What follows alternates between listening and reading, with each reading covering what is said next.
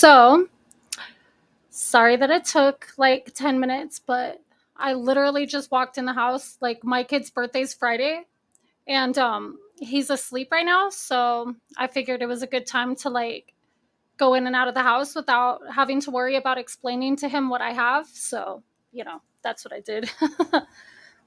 All right, let's see who is in here. We have Godless Manitoban. Well, thank you, Andrew. I'm glad that you liked the music. Ron Tello, Gemini Guy. I'm like, where's Sancho? I skipped a couple of his because I wanted to address this. Yes, I am always late. And no. Floribama Brian. Grateful Nomad. Beautiful. Hello. Happy Tree. How's it going? Hi, Joy Perry. How are you doing? Ava, good evening. Welcome. Tennille Suzanne, nice to see you. Hello, Christy Malazzo.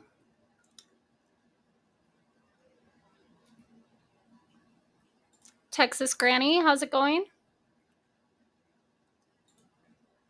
The lovely High Frequency, thank you for coming. Robbie, my favorite gay guy ever. Day one, what's up? I didn't even see it. Like you totally snuck in here. I didn't even see that comment. Arkansas, hello. Crimson. One Juror Matters. This was way earlier, but you should definitely bring 2 barbecue Pringles because they're my favorite. Captain Crime. Org. Okay, now let's go back down and go to the bottom. See if anyone else came in. Oh, thank you. Lacey H, how's it going? That's what I do too. I like to listen to stuff while I'm like doing my chores and stuff. Did I take a powder? No.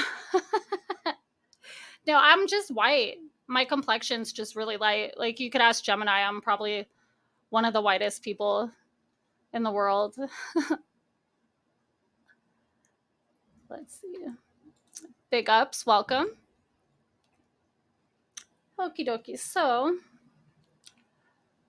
I'm trying to see, make sure that I didn't miss anything really important. Looks like you guys are talking amongst yourselves, which is awesome. I believe Allie Cattails might join us. She had, like, literally right before I started, she sent me some slides that might help or whatever. I had like a couple of things prepared, but I feel like the stuff that she sent me is kind of more organized and stuff. So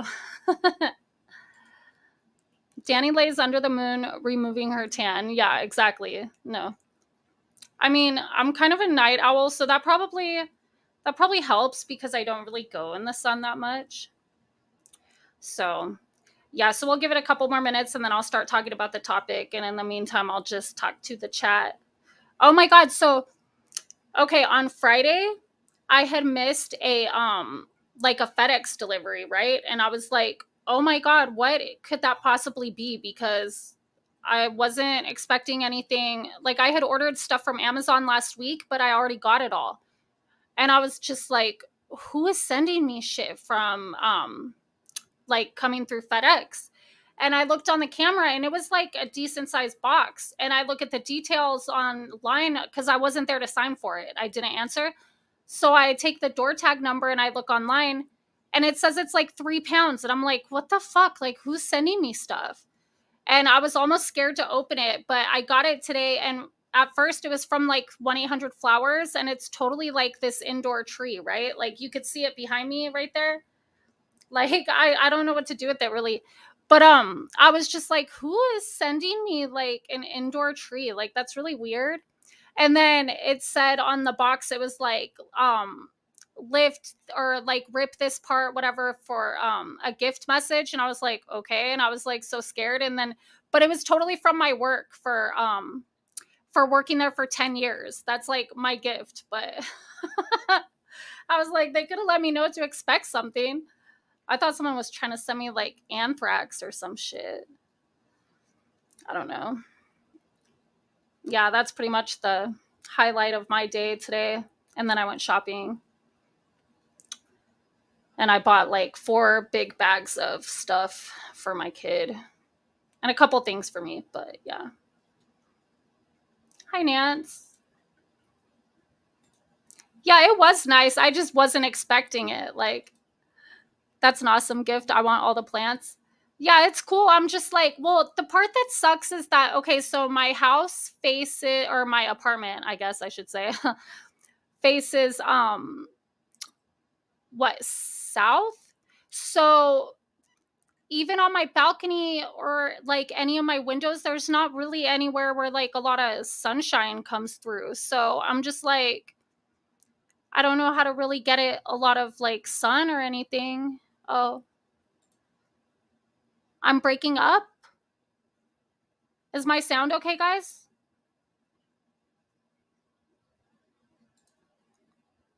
Oops. You just got back from Costco? Oh, okay. I sound okay. You need a north or east window? Yeah, so yeah, or no, no. Okay, so I'm wrong. My balcony does face north, but the thing is that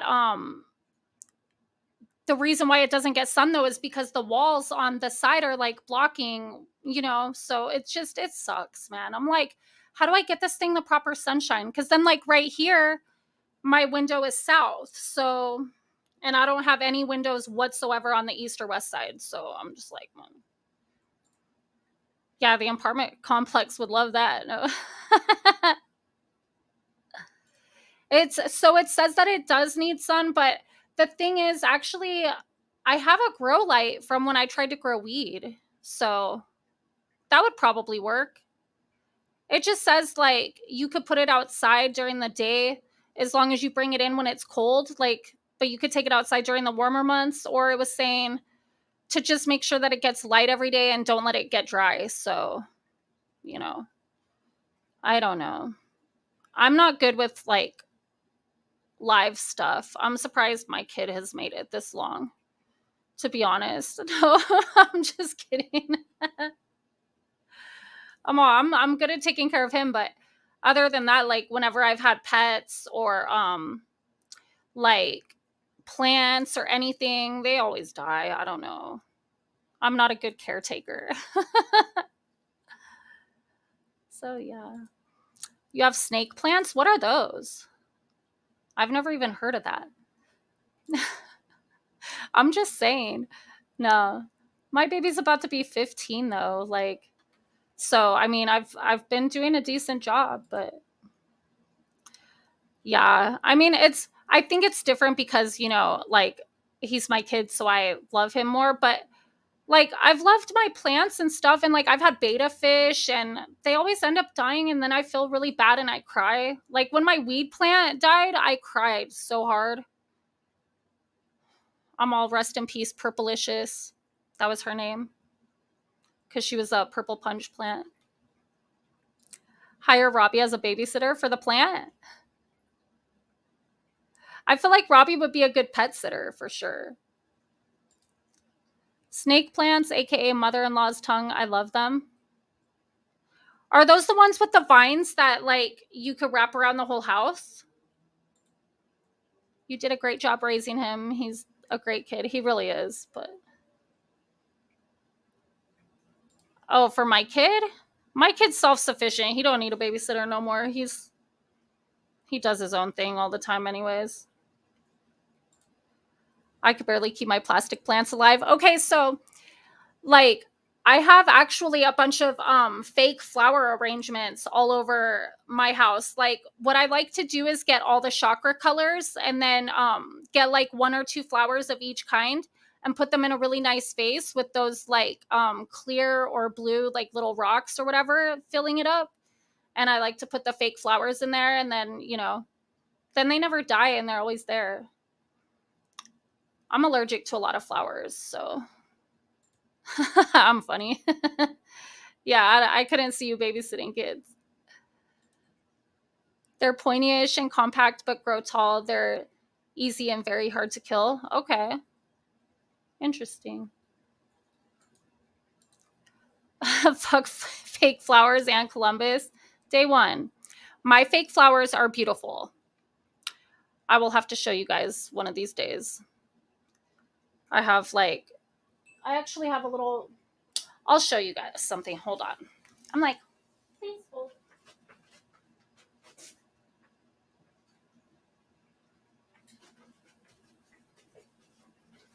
Okay.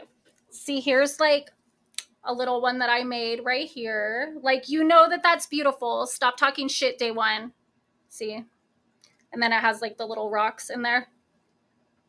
And then I need to spray them though. They're kind of dusty, but they have like this spray where you can spray them and it makes them all shiny and they look like almost real. I mean, obviously, except for the one with glitter isn't going to look real, but you know what I'm saying. But see, it has like all the different chakra colors, like the orange, red, yellow, blue, indigo, violet, like whatever, green. Yeah, that's my little thing that I like to do.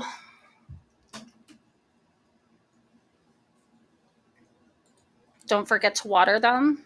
If I water them, they're going to get ruined, silly. I have fake flowers planted on my back patio. Yeah, I like them because then they never die. Thank you, Texas Granny. Thanks, Leanne. Welcome. How are you doing? Dana Nicole. So when I saw you on Lincoln Canes in the Yamava, I was like, oh my God, oh my God. Like I wanted to get up out of bed. I hadn't even slept yet all night. And I wanted to get up out of bed and like drive down there. Like I was literally like, dude, I'm going to redo my makeup really quick and then just go. And I was like, you know what? I'll be fine on the way there, but then on the way home, I'm going to be tired and I don't want to, risk driving like that. That's probably not a good idea. So I talked myself out of it, but why are you laughing? Are you laughing because I was talking about watering the fake flowers, or are you laughing because you know how much I wanted to go to the casino with Dana Nicole? I know, right? I was just like, oh my God, she's totally teasing me. And then I was like trying to tell you, I was like, go to the giant, whatchamacallit, Price is Right machine upstairs, or play the Wheel of Fortune, or like play the giant, like oversized sevens machine, or, but I don't think you were looking at the comments. I wouldn't have been either, to be honest. So, you know. So let me look at my email real quick in case Ali, no, she didn't write me back yet. Okay. I told her to just show up whenever she's ready. You would have taken me? Well, why didn't you tell me that? You saw me getting all excited in the chat, silly. You should have said something, meanie. But you were just like, okay, bye. Dick. No. But yeah, I'm like, I totally want to go. I'm going to go right now. Let's go to the casino. Do you guys want to go to the casino? No. I wish. It's already getting too late and I have to work tomorrow, but I don't know.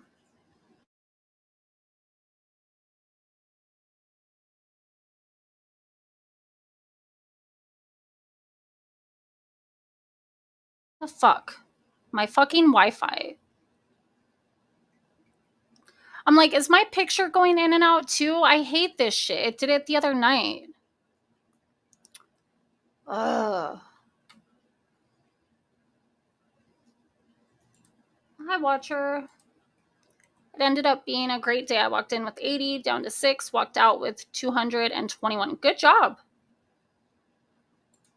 I really hope it doesn't do that. Like, I did a really late night stream the other night because Lincoln's chat, a couple of them wanted like a babysitter while he took a power nap because somebody had ended his stream when he fell asleep.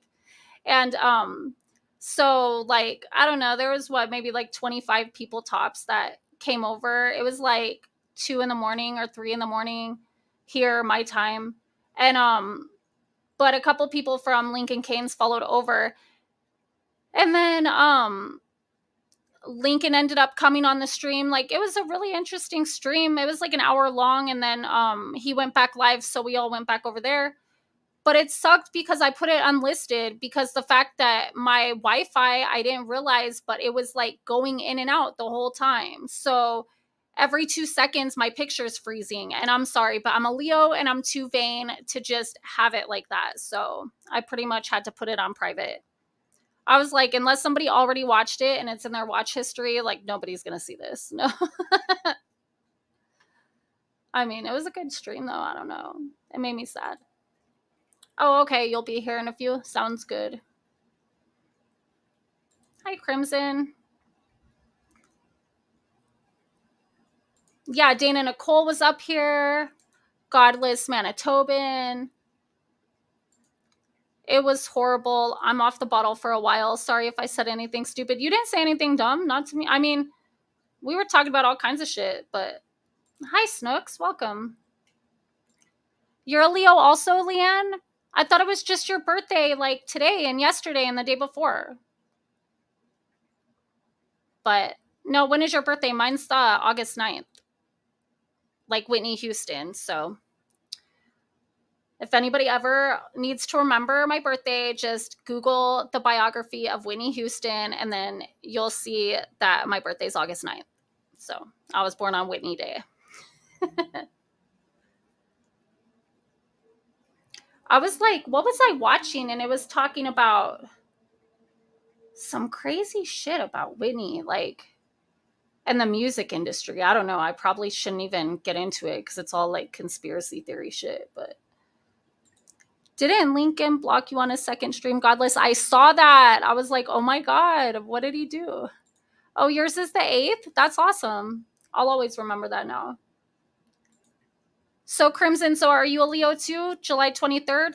That's exactly a month after my son, so I'll be able to remember that one too. But oh, you're August 2nd? Oh man, there's so many Leos in here. That's awesome. I love Leos. We're like the sun, we're the center of the universe, you know, or at least the solar system. No.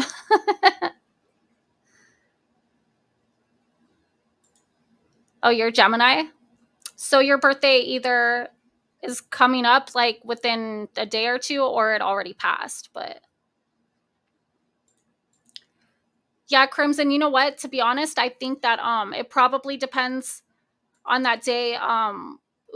What time of the day that you were born, because if you were born before um dawn, like in the middle of the night at, July 23rd at, like, let's say 3:50 a.m. or something, you're probably still a Cancer. But if it's after the sun comes up over the horizon, then that's the moment when it switches to Leo. Okay, so you're Leo. So you were born after, like, I don't know, 5, 6 a.m., 7, 12:20 a.m. You might be a Cancer. I would have to do yeah, because Snooks had that whole thing that it depends when it's the day that it switches. Like, they say it's cusp, like this and that, whatever, but if you actually get down to the science of astrology, you can figure out which one that it is for sure. And it just, like I said, it depends on what time of the day or night that you're born. So if it was 12:20 a.m., that might actually still be Cancer. I think it depends on the year also. If it's leap year, it makes a difference. Like, there's a couple little things, but yeah, like Snooks thought she was Scorpio, but then because of the time, then it would make her a Sagittarius, because after the sun comes up, then that's when now the sun is in the new sign at that moment. 12:15 a.m. by a drunk doctor in Montana. They called the bar to get him. Oh my God. That's crazy. Yeah, if you email me, Crimson, I could tell you for sure. I mean, I'm sure you don't, like, necessarily want to put, the year or whatever. Or if you want to put the year, I could tell you right now. But some people are all like for me, I'm like, I'll tell you my whole birth information. But Yeah, Pencil, she is a triple Aquarius, like sun, moon, and rising. That's crazy. Snook said I was a Scorpio for 20 plus years. That's funny. 1965. Okay, let's see. I'm like, I could tell you right now. And you said what time? 12:15 a.m.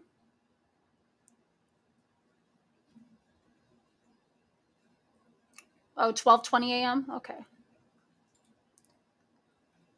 Yeah, no, it depends on what time you were born, Brian. I swear. Like, I could tell you too. Let me see. Okay, so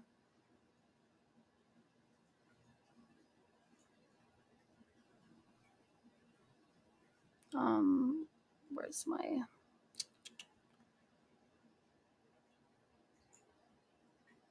okay. Let's see. 12:20 a.m. Okay. So we have the 23rd of July, 65. Oh, and then what's the location? Crimson. Like just city and state. I mean, you don't have to tell me like the hospital and, the doctor and your mother's maiden name or nothing crazy like that. Like just city and state. Or the closest major city if you don't want to give me like if it's a small town or something.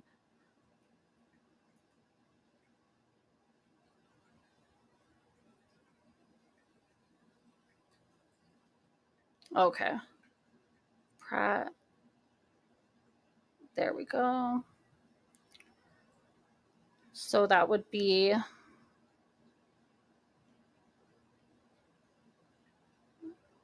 let me see. Sun in Leo. So that would be how many degrees? Let's see. You're like a 0 degree, 10 minutes, sun in Leo, actually. So that's crazy. That means that so 0 degrees, 10 minutes would mean that it just switched into Leo like um about 20 minutes before that. Like, so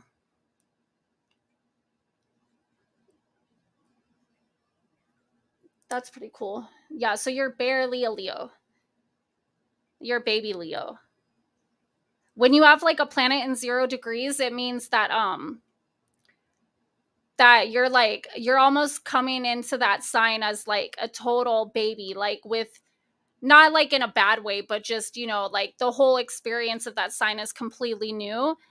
And then so you're like, it's almost like if you think about the youngest child, like how like I don't know how to like you're probably not an old soul. You're probably more like the type to like pioneer new things in your family. Like you've probably done a lot of stuff that nobody else has done before and stuff like that. But sometimes your lessons can be really hard because you don't really have like that like quote unquote like wisdom or knowledge or whatever. You know what I mean? Like everything's like a first time experience kind of deal.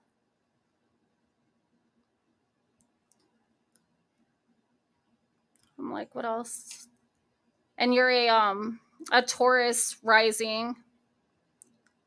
Oh man, Leo sun and Taurus rising, like you could be stubborn too. I'm a Leo sun, Scorpio rising. Scorpio's another really stubborn sign, so I'm really stubborn as well. But yeah. Okay, so anyways, I'm like, should we start talking about our topic or should we wait for Allie? She said she'll be here soon. I could start talking about it probably.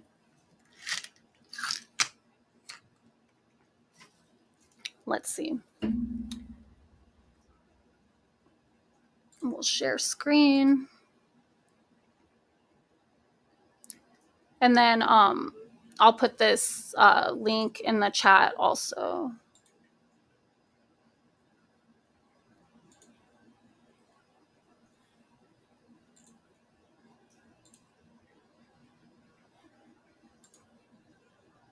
There we go. And then, come on, let me just get my stuff where I could see everything at once. Hold on. Oh, man.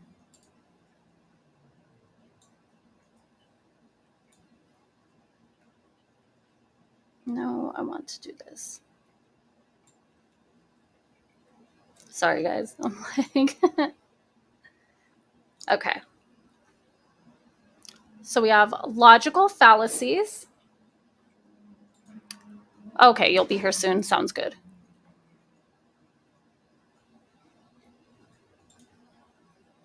Okay. So basically, let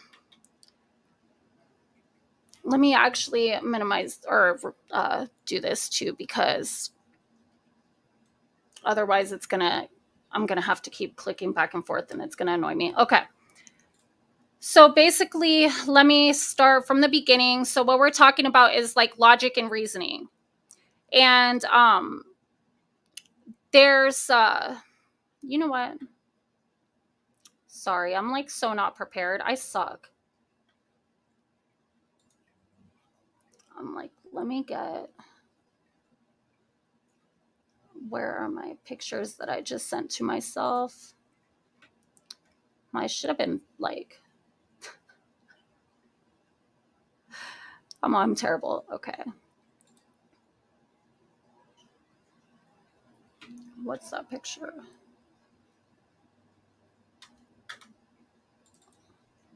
This is the one I'm looking for. Okay.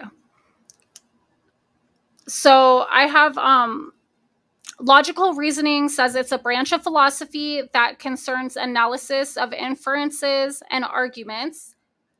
It is the use and study of valid reasoning, a proper or reasonable way of thinking about understanding something. So, an inference involves forming a conclusion that's based on some evidence, and then an argument consists of a conclusion and its supportive evidence. So, basically, the difference is that when you make an inference about something, you're just like, okay, so these are the facts, and that means that this is probably the conclusion. But an argument, on the other hand, is something that takes facts, comes to a conclusion, and uses it as a way to try to persuade or convince, like, or to argue that something should be a certain way.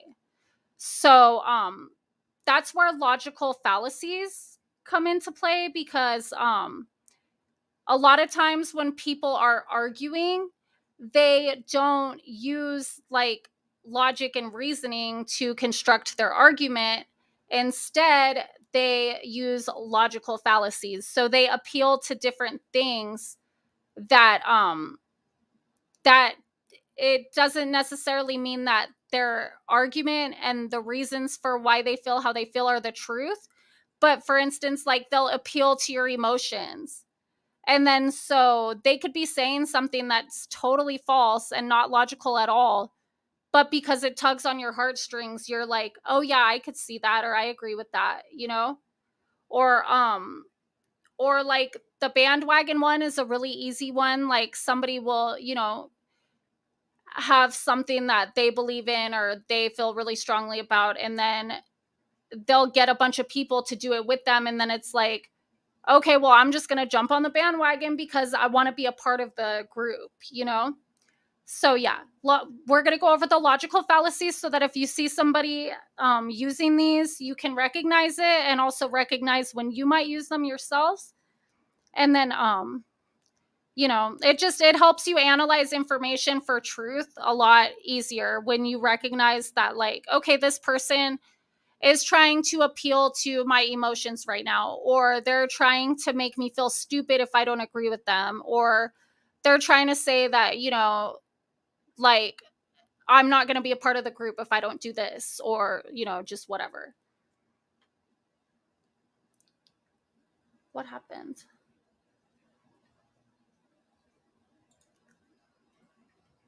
You guys be nice to each other. No. I thought we were having a serious problem, but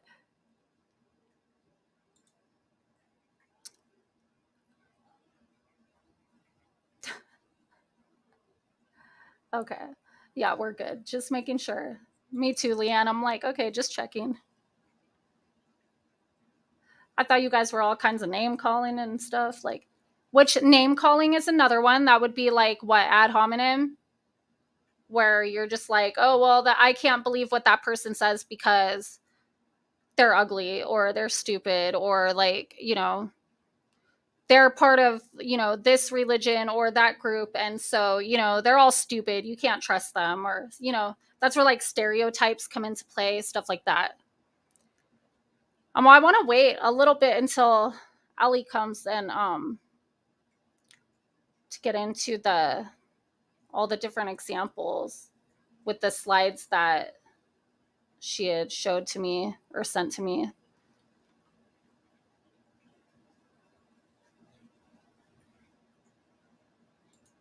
You gonna be here soon, Ellie, or you think it's gonna be like 10-15 minutes? Like, I'm all, what does a few mean?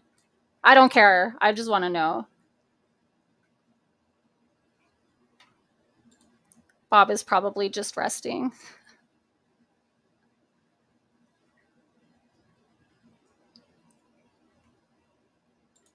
Oh, come on, Danny. Some of us got to go to bed. Okay.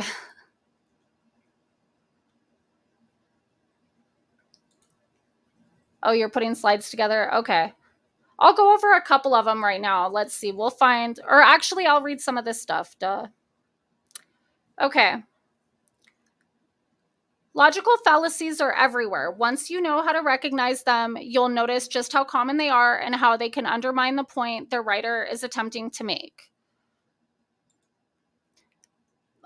Being able to identify logical fallacies in others' writing as well as in your own will make you a more critical thinker, which will in turn make you a stronger writer and reader. And also, just, when you're socializing with people. So, a logical fallacy is an argument that can be disproven through reasoning. It's different from a subjective argument or one that can be disproven with facts. For a position to be a logical fallacy, it must be logically flawed or deceptive in some way. Like, this is literally used in advertising all the time, like on commercials. Like when you have like a commercial for, like, let's say, like cigarettes back in the day, when they would have like the sexy bitches, and then there's like the dudes, and they're smoking a cigarette, and then like all the bitches in bikinis come up to them and whatever, or for alcohol, like whatever, and it's just trying to make something look like sexy or attractive or enticing in one way or another, because it's trying to convince you that if you use this product, if you smoke our cigarettes, if you drink this beer, you're going to get all the hot bitches too.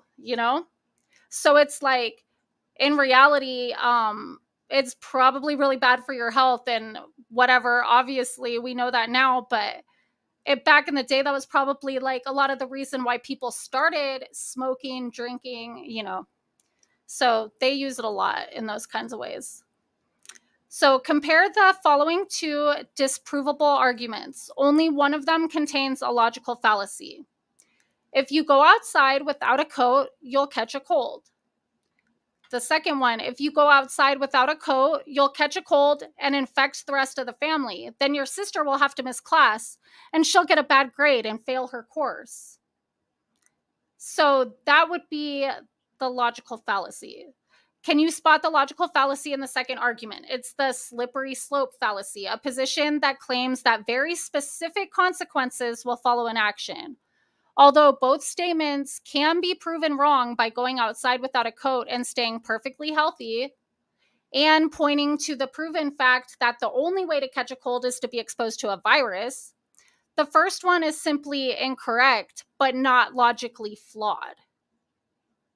So that's the difference. It's like, just because you came to an incorrect conclusion doesn't mean that it's logically flawed. Because maybe, many times in your experience, whatever, you did go outside without a coat and you caught a cold, you know? So even though there's more things that go to that, it's like that does happen a lot. Like, that's something that could be true, but not always. So it's like still not necessarily correlated, but you guys just stop. Whatever.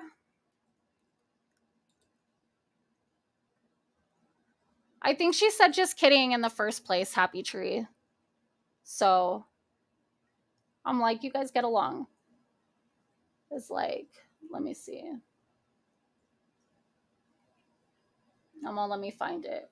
Yeah, see, she said, Happy Tree is a creeper, LOL, just kidding. So I don't think it was serious to begin with. So too much thinking.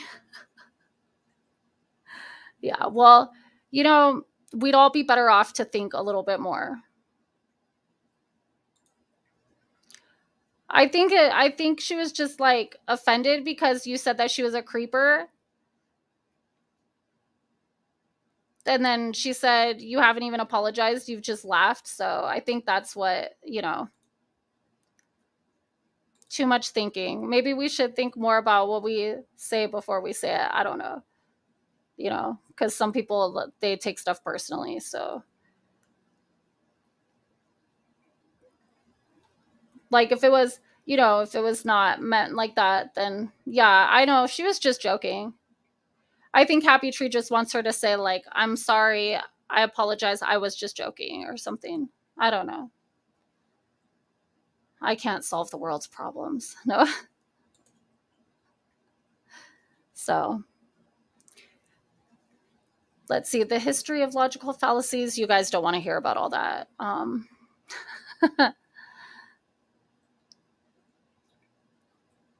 Oh, no, I was saying I didn't contact Bob too much today. So he wouldn't think I was a creeper. No, but first you said Happy Tree is a creeper. That's what she's mad about. Or he. It could be a he. I've just always assumed that you guys are she's because the majority of my viewers are, but Okay, let's see. You'll find logical fallacies.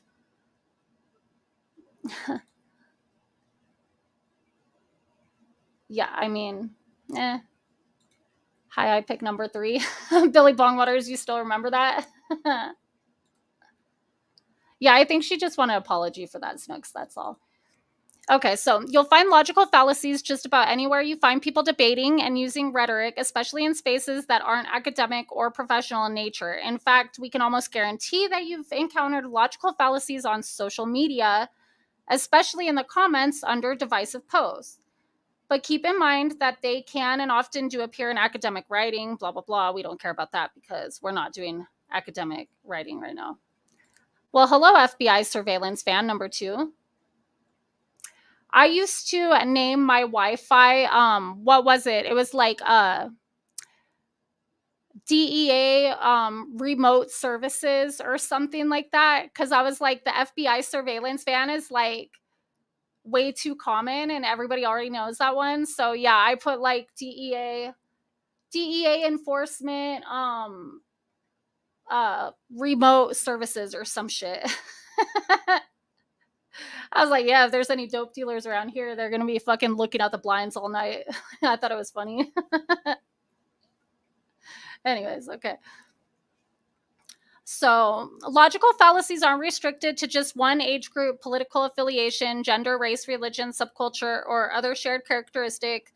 They're universally human. Our brains aren't perfect, and even smart people can fall prey to making logical or logically inconsistent statements and arguments. Usually, people make these kind of statements because they haven't taken the time to think through them logically, not because they intend to make flawed arguments. In some cases, the writer or speaker does intend to make a flawed argument, usually in an attempt to sway a reader's opinions or make their opposition look worse. So, you got Jump Boys on standby? Okay.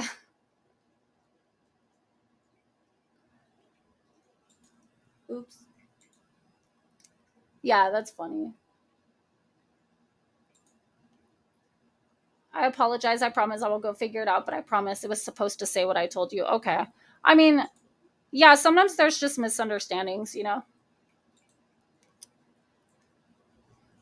So, the best way to avoid making logical fallacies is to learn how to recognize them. And, obviously. So, we're going to look at the most common ones.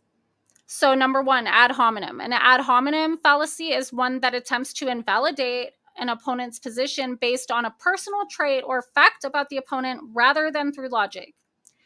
Example, Catherine is a bad choice for mayor because she didn't grow up in this town.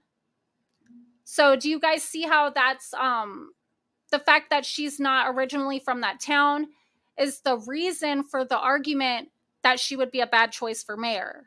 Just because somebody grew up here, there, or anywhere else doesn't mean that they would be good or bad at anything. You know, it depends on their values, the way that, you know, they present themselves, like all that kind of stuff. Yeah, we love in the in the true crime community, some of us remember ad hominem was a really big keyword back in the Orrin and Orson West case and Sarin Classic, rest in peace. But I'm all with a certain Benny Keys. Loved the word ad hominem. I still can't see this word without thinking of Benny. It's ridiculous. Okay. Red herring. A red herring is an attempt to shift focus from the debate at hand by introducing an irrelevant point. Example, losing a tooth can be scary, but have you heard about the tooth fairy? So it's like, that has nothing to do with whether losing a tooth is scary or not, you know? Plus, the tooth fairy, you know, well, I'm all in case any of you have children nearby. I'm going to just bite my tongue there. But ad homs are common with a lot of YouTube communities. Yeah. They'll be like, oh, well, he's ugly, so I can't believe anything that he says. Have you seen his yellow teeth? No. Like, how can you even say something with those yellow teeth? Like, I don't know. Okay, so then we have straw man. A straw man argument is one that argues against a hyperbolic, inaccurate version of the opposition rather than their actual argument. Example, Aaron thinks we need to stop using all plastics right now to save the planet from climate change. So,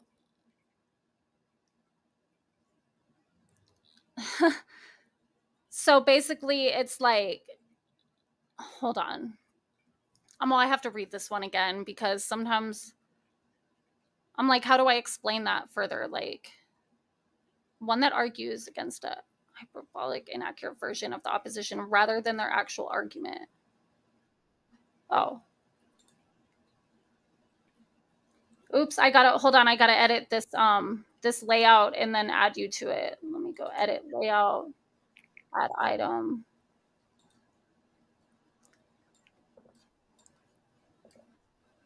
I'm like, we're just gonna do it right here. Okay, save. Baby. There we go. So help me with this one because I'm having a hard time like figuring out another way to like reiterate this, like the straw man. Okay. So what were your initial thoughts? It's confusing me. That's my initial thoughts. Well, usually the way I know of it is, hi everybody, by the way. Yes, this is Allie. Usually the way I think of this is it's not the actual argument that they're arguing. They pick something that kind of is tangential to that argument, and it makes you think that they're making a logical argument, or because maybe whatever their argument is does make sense, but it's actually not the argument you're trying to have. So Okay. so they'll use something that's a straw man. It's like it'll fold really quickly So, to well, your argument. here's their example, which is probably why it's confusing me. Aaron thinks we need to stop using all plastics right now to save the planet from climate change. So it's like, which part of that is the straw man part? You know what I'm saying? Like, would it be Because that you won't like? solve climate change. I mean, Okay, okay, I see. it's an argument. You could do that. That could I be a see. So yeah, so it would be like, yeah, like saying that I see. I can't think of So, another like, example, but on the cards I sent you, the example they have on there is it's misrepresenting someone's argument to make it easier to attack. So, after Bob said that we should be nice to kittens, Will says Bob wants us to be mean to puppies. Well, that's not what he said. He said to be nice to kittens. He wasn't saying that means to be mean to puppies. That's a different argument. We're not even talking about the same thing. okay, so basically in this example where I'm having a struggle with it is that Aaron was just telling everyone that they need to stop using plastic because just they should just stop. And It's then environmentally friendly, yeah, whatever.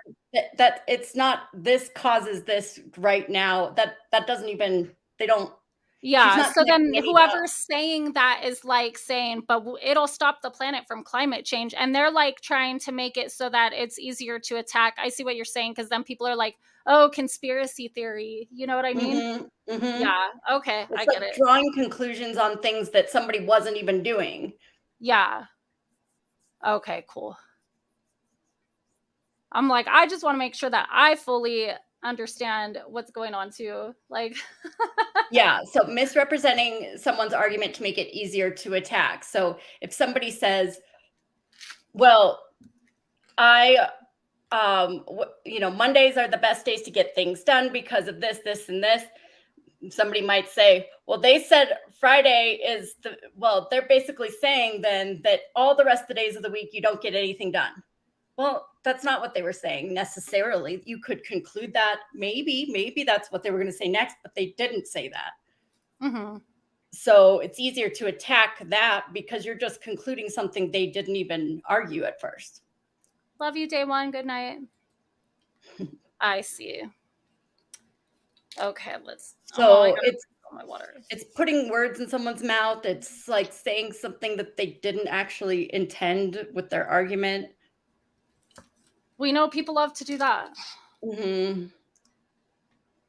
Okay, let's see the next one. Equivocation. An equivocation is a statement crafted to mislead or confuse readers or listeners by using multiple meanings or interpretations of a word or simply through unclear phrasing. While I have a Right, clear plan for the campus budget that accounts for every dollar spent, my opponent simply wants to throw money at special interest projects. But that doesn't even explain what the clear plan for the budget is or right, anything else. It's just like, oh, they just want special interest projects, even though we don't know what that means right, and we don't know what the clear plan is that they're talking about. So, right. yeah. Something that we all may have heard is, well, I know Jim or Hi, Simple JT likes Plan. to say something like that he worked for the Broncos, the Denver Broncos or something. The way he phrases it is a very specific way that isn't that he played for the Denver Broncos because he didn't. But he does say that he worked for the franchise for certain years, and that is equivocation. That is like a very specific, narrow meaning that he means that he knows people are going to probably misconstrue and think that he meant play, because when someone says they worked for a team, he's being very specific, but that person that is relaying the information may not have realized that the terms he's using are very narrow, and he's doing that deliberately. I feel like Doug uses this one a lot. Probably. Probably Well, I seems can't like think of any specific examples, but I just feel like, yeah, that's done a lot over there. No. yeah, it's like when people are saying, well, was the best in this field according to who and what measure, and Yeah. it's very, you can't really peg that down as a I know fact. it's a different one, but there's like I can't remember what it's called. I'm sure we'll get to it, but it's like 9 out of 10 dentists say that, Right. this and it's like which dentists and where like did they get their, degrees from and are they Is like this a in this country study, or they yeah, empirical research? Like, yeah. where are you referencing this? Yeah, that's what I was telling them, like, they use this shit in advertising all the time. Like, Yeah. so much. Okay, slippery slope. With the slippery slope fallacy, the arguer claims a specific series of events will follow one starting point, typically with no supporting evidence for this chain of events. if we make an exception for y'all's service dog, Amal, or whatever that name is, then other people will want to bring their dogs. Then everybody will bring their dog. And before you know it, our restaurant will be overrun with dogs, their slobber, their hair, and all the noise they make. And nobody will want to eat here anymore. Yeah, exactly. That's how So I would that's like feel kind of, about it. yeah, the sky is falling kind of person, like that everything is connected to this and then this and then this and then this. And you're like, whoa, whoa, I whoa, don't see whoa, any whoa. problem with this argument because dog hair gives me anxiety. Yeah. For I'm worry also, if wart. I had a restaurant, this would be the exact way that I would tell my people, like, nope, no exceptions, no. Yeah. I mean, it's convincing to some people, but is it rational? Is it logical? No, because there's a lot of things in between that first dog and then Anxiety this. isn't rational or logical, Allie. No. All the It things I works. make up in my head that bother me is not rational at all. Like, Well, this works too, and sometimes we don't realize we're doing it. But when we're in that worry wart or like very, if we have anxiety about anything, this thing we can do this to ourselves. mhm. Yeah, it's funny because I'm like, it's just like, but what will happen overall? I mean, and plus, everybody's not going to want to bring their dogs just because they see one service dog out, you Right, and know? you can actually make rules and, Yeah. thresholds and guidelines that, like, make sure it doesn't go this far, but this person is not thinking that way. They are just, like, they're spinning out. Yeah. But if I was the boss, this is exactly how I would argue it. That way it's like, no, we can't make any exceptions because I blah, don't blah, blame blah. you. Just because in reality, I just want to say no. Right, exactly, Like, it that's what it works. boils down to. Like, All this of is these just my work, that's why answer, they and I'm exist. trying to create a reason, but it Mhm. doesn't matter. Ultimately, it's no. They should just say that. Yeah. There's a reason we're going over these is because they do work. They exist in the world and they work. Yeah. Catastrophizing. Yes. Yes, She pencil said, I head. always think people often can't express themselves with perfect words that everyone can understand. Yeah, that's true. It's just funny when I'm like reading these and I'm like, I do that sometimes. Well, we all do We it all do. sometimes, but Yeah. that's why going over them and the self-awareness of when you do this, it helps. Hmm. Okay, let's see. A hasty generalization. A hasty generalization is a statement made after considering just one or a few examples rather than relying on more extensive research to back up the claim. It's important to keep in mind that what constitutes sufficient research depends on the issue at hand and the statement being made about it. Example, I felt nauseated both times I ate pizza from Giorgio's, so I must be allergic to something in the pizza. Mm. Yeah, that's Yeah, done a lot. a lot of us do this. These are like very anecdotal evidence that's not really empirical evidence. A lot of us do this. We hear one example of something, or we have an experience with something, so we think this must be why this XYZ, and Hmm. it's not typically that scientific of a way to conclude anything. It could be true, but there's probably a lot of other explanations as well. Yeah, it could be that, you drank the night before both times, but, by all means, we don't want to think of that or. Right.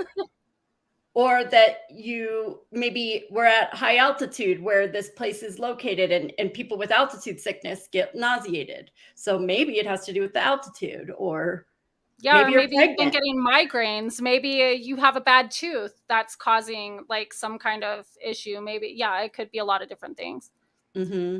Appeal to authority. In an appeal to authority, the arguer claims an authority figure's expertise to support a claim, despite this expertise being irrelevant or overstated. Example, if you want to be healthy, you need to stop drinking coffee. I read it on a fitness blog.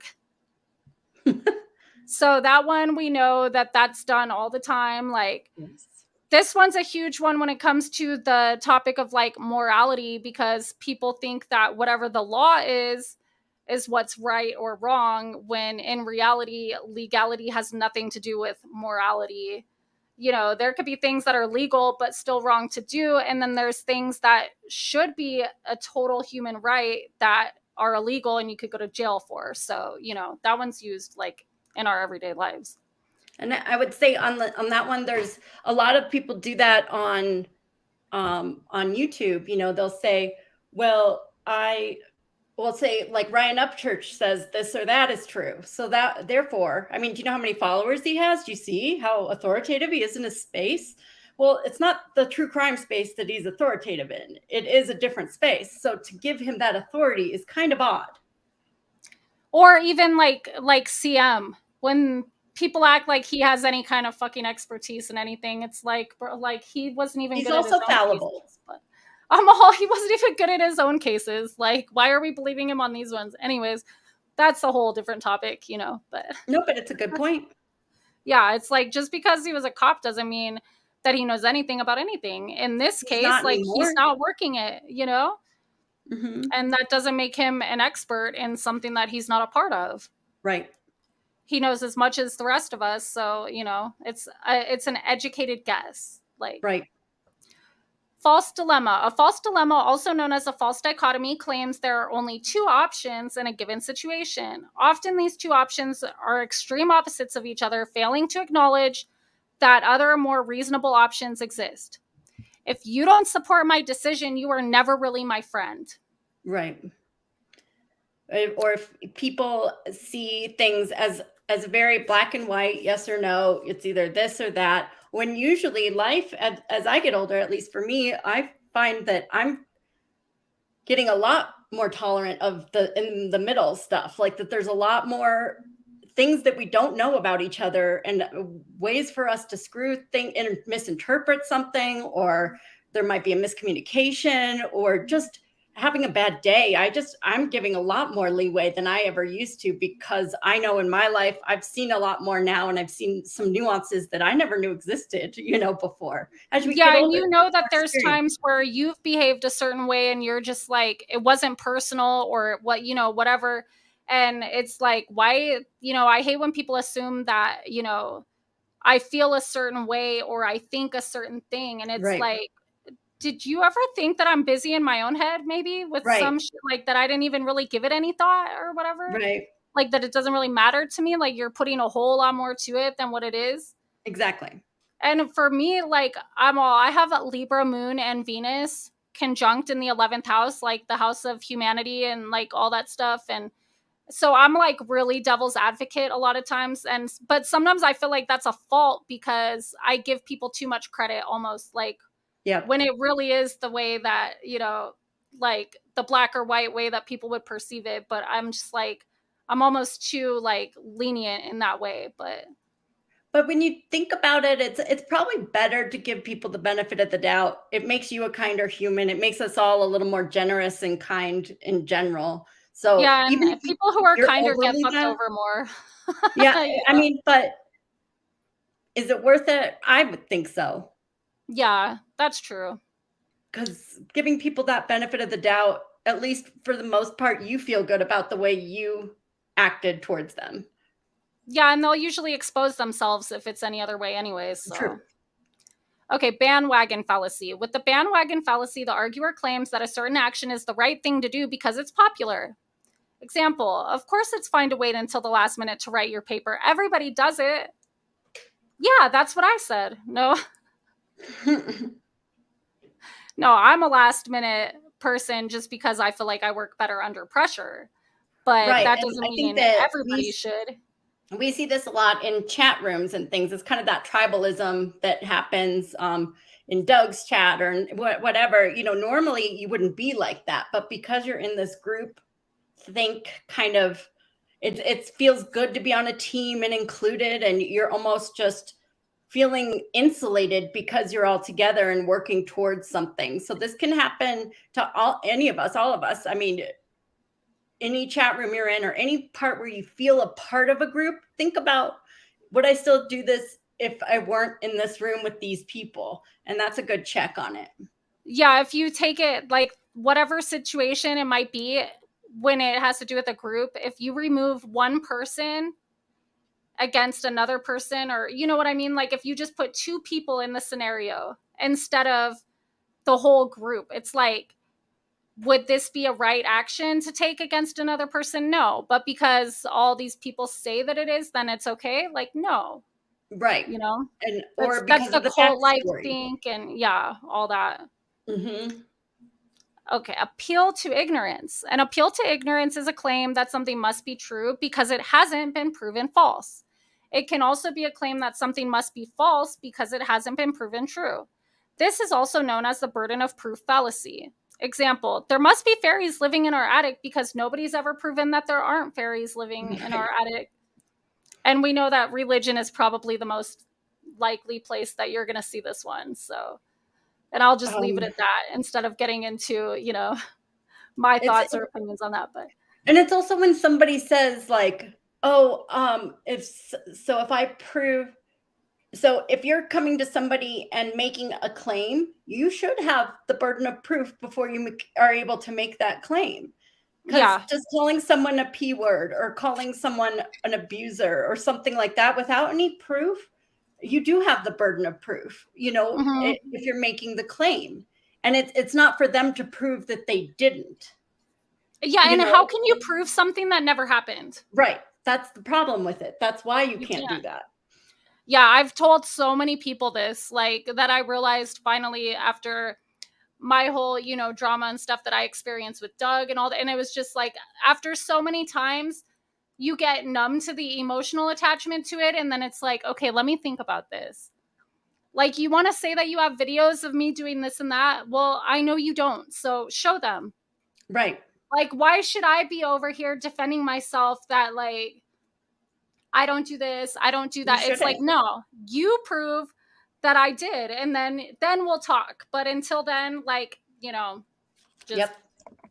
why let it bother me? Circular argument. A circular argument is one that uses the same statement as both the premise and the conclusion. No new information or justification is introduced.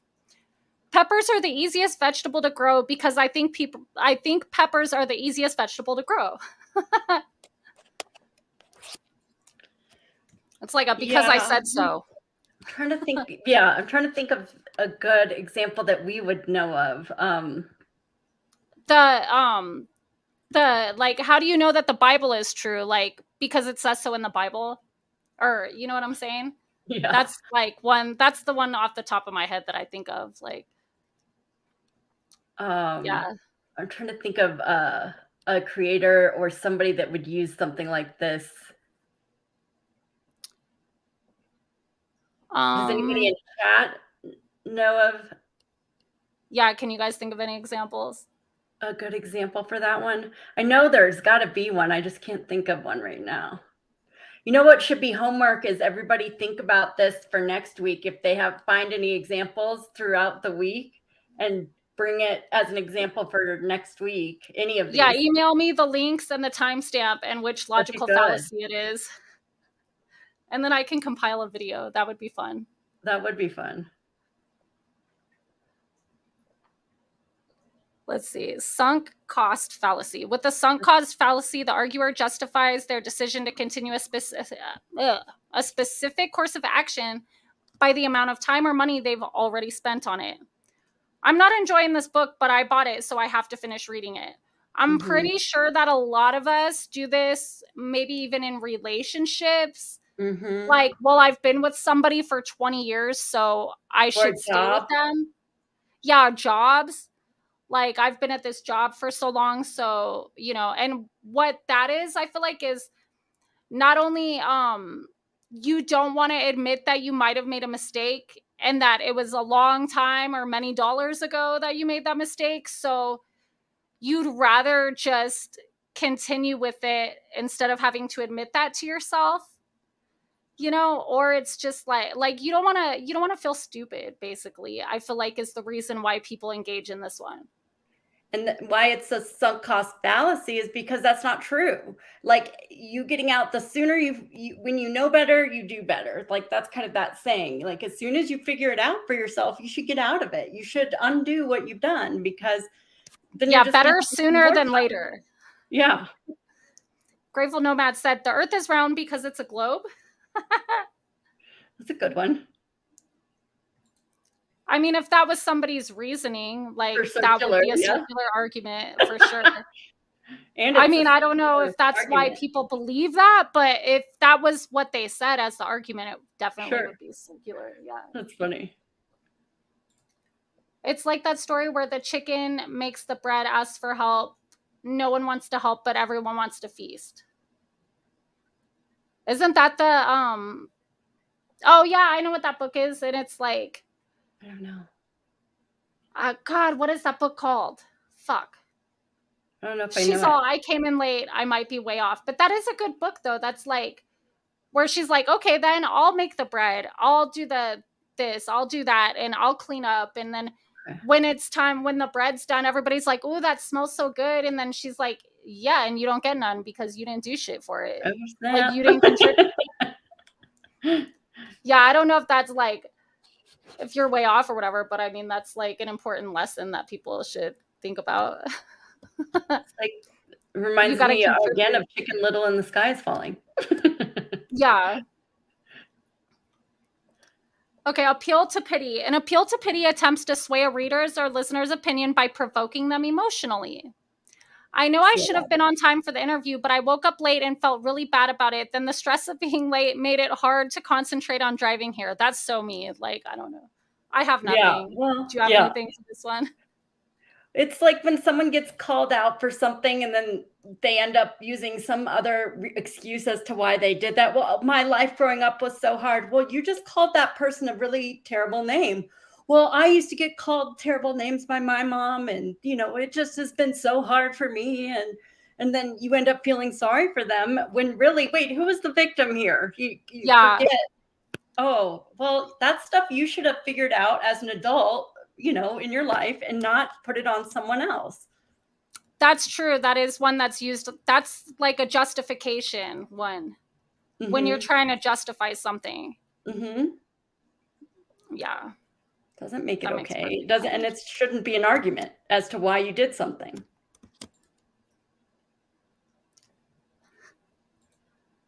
Oh, wait. She said, being late is on you. Be responsible.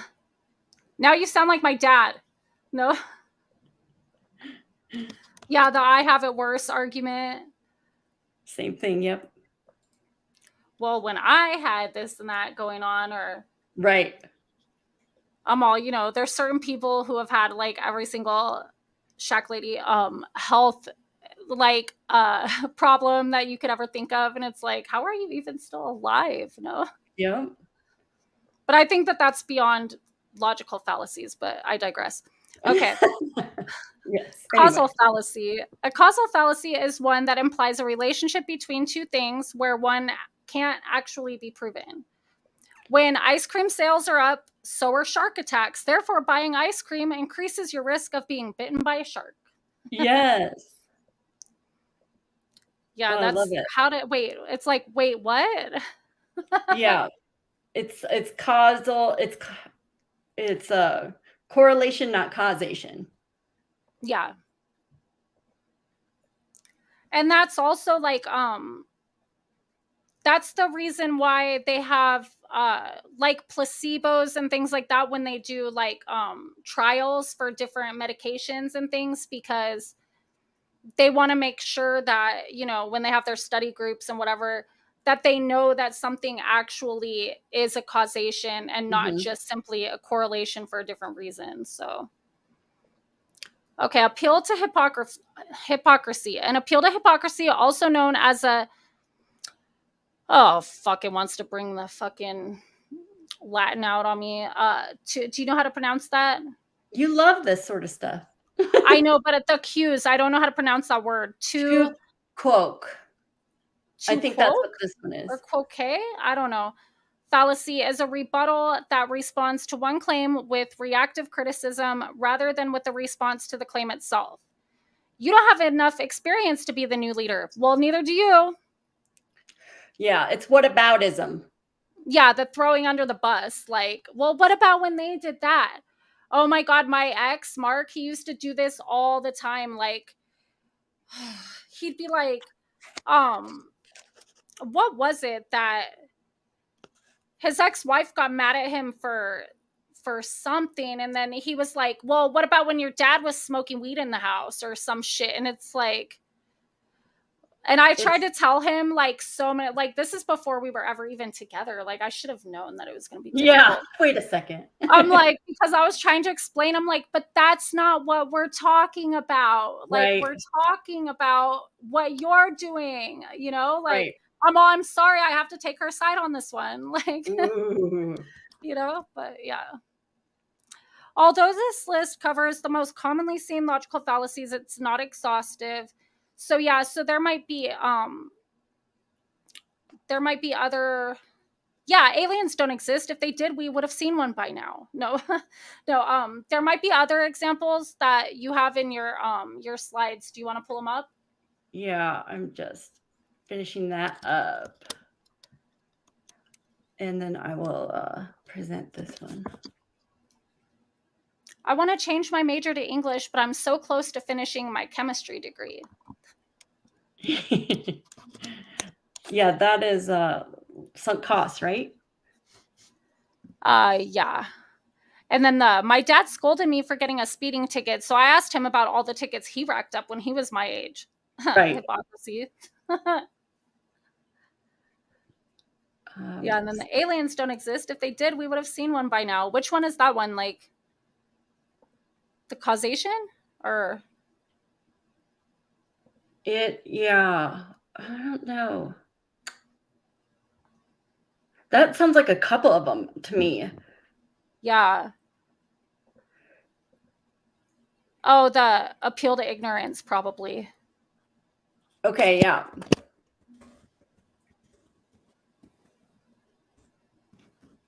Or the false dilemma. Yeah, there are a couple of them that one could go with. That's funny. Well, you've got a lot of them. And here is, I guess I could present this. This is pretty cool. We could link to this too. And Well, thank you, Arkansas, for the $2 super sticker.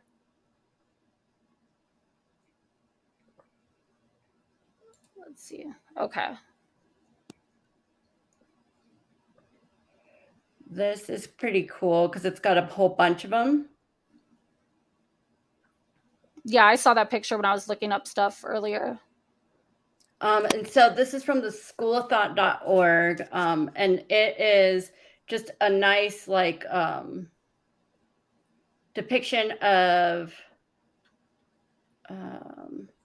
a lot of them. And so you're able to, with this one, oh, let's see. Text selection.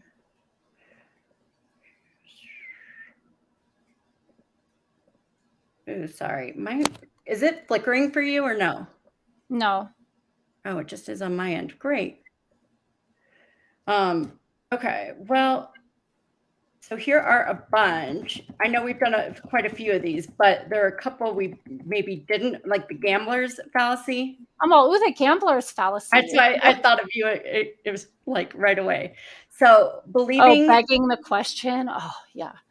Yeah, and then the gambler's fallacy. So believing that runs occur statistically independent phenomena such as roulette wheel spins. So you know about this. Like it's like thinking that there's a reason that this machine is hot, for instance. Yeah. But it is sometimes. No. I was going to say, have you had that experience, Danielle? Yes, I have. And is that but you know true? what ends up happening? That makes it like if you hit a couple of decent sized wins in a row and you're just like, oh, it's hot. It's like, then all of a sudden it stops paying. And then you don't want to walk away because you're like, I know that it's coming though, you know? Right. Exactly. Yeah. When really it's very random and you don't know that it's coming, but in your mind, you think you can compel it to be so. Yeah. And then, so it says this commonly believed fallacy can be said to have helped create a city in the desert of Nevada, USA. Thank you so much, Crimson. I appreciate it. Let me see. Aw, thanks, Crimson. Why Though the overall odds of a big run happening may be low, each spin of the wheel is itself entirely independent from the last. So the example they give here is red had come up 6 times in a row on the roulette reel. So Greg knew that it was close to certain that black would be up next. Suffering an economic form of natural selection with this thinking, he soon lost all his savings. So Yeah.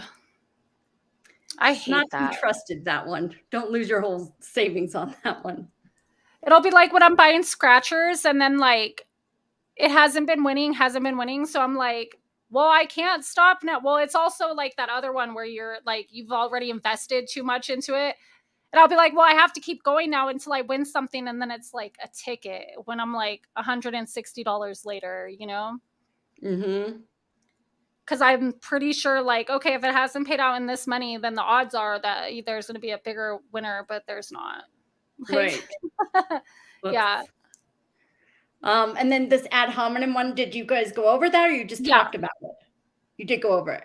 Uh-huh. And I'm sure we all know of examples of that. We see it all the time Yeah, all online. nurses are crazy, so, you know, we can't take anything that they say as credible, like, or, Right. you know, whatever. Or whenever you're trying to have like a real argument with someone, then they just pull out something like, well, then, and she's fat and she's ugly. Well, Yeah. okay. What does that have to do with Jose anything? is stuck at her belly button, so no. um, Yeah, they love to use that, like, the ad hominems in true crime, though, like, and it's just like, that doesn't mean that the person's account of the story didn't happen just because you don't like the way that they live or you don't like the way that they look, you know? right. It doesn't make them guilty. It doesn't make, you know, whatever. But All right. So what about this one? It's good night, Texas pencil. sharpshooter. Has anybody heard of that one? No, I've never heard of that one. Can you Um, zoom them in a little bit more? I think it's gonna pixelate, otherwise I would, but well, I am. We'll see. Did it? Can you see it? No, I could see better like that. Oh, you can. Okay. So it's cherry picking data clusters to suit an argument or finding the pattern to fit a presumption. Oh, see, it's too pixelated for me on this one. Oh, the cherry picking one. Yeah. Mm-hmm. Okay. I didn't know it was called the Texas sharpshooter. I thought it was I just think called some of cherry. these have several. They have Yeah. several names, so this is just the one they used. But so it's just cherry picking data or anything to back up your argument, basically, which I'm sure we've all seen that. Yeah, they use that one like in pharmaceutical industry and stuff too.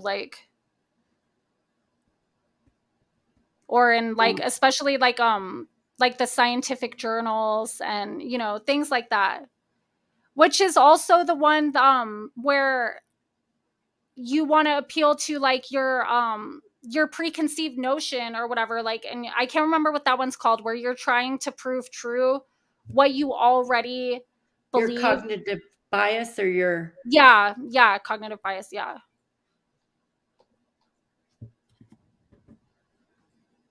okay, so genetic is another one that we see a lot, is judging something as good or bad on a basis of where it comes from or whom it comes from. Yeah, So because this comes from a source that you always like tend to depend on for your this or that, fake something that news. isn't maybe their wheelhouse you also use for them, and it's like, no,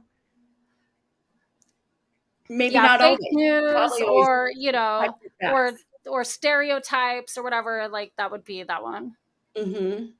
Hi, Confluence.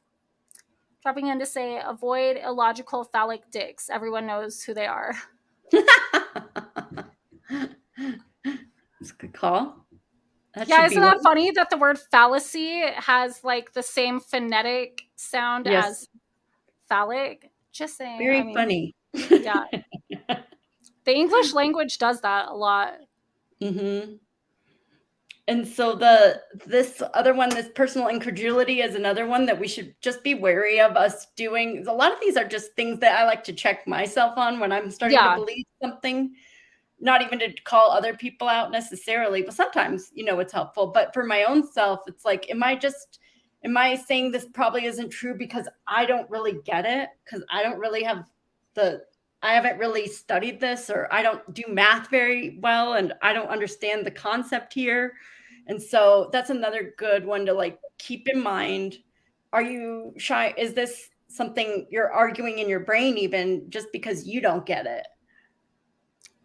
See, I feel like I tend to be on the other side of that where I'll be like, well, I don't know anything about this and this person does, so I should probably just take their word for it. But that's also Right. a logical fallacy as well. Like, you Exactly. shouldn't just believe someone, it goes back to that appeal to authority. Yep. Just because they're an expert doesn't mean it's true neither. But, Or just because that genetic one, because just because of who it's from doesn't mean it's right. yeah, Um,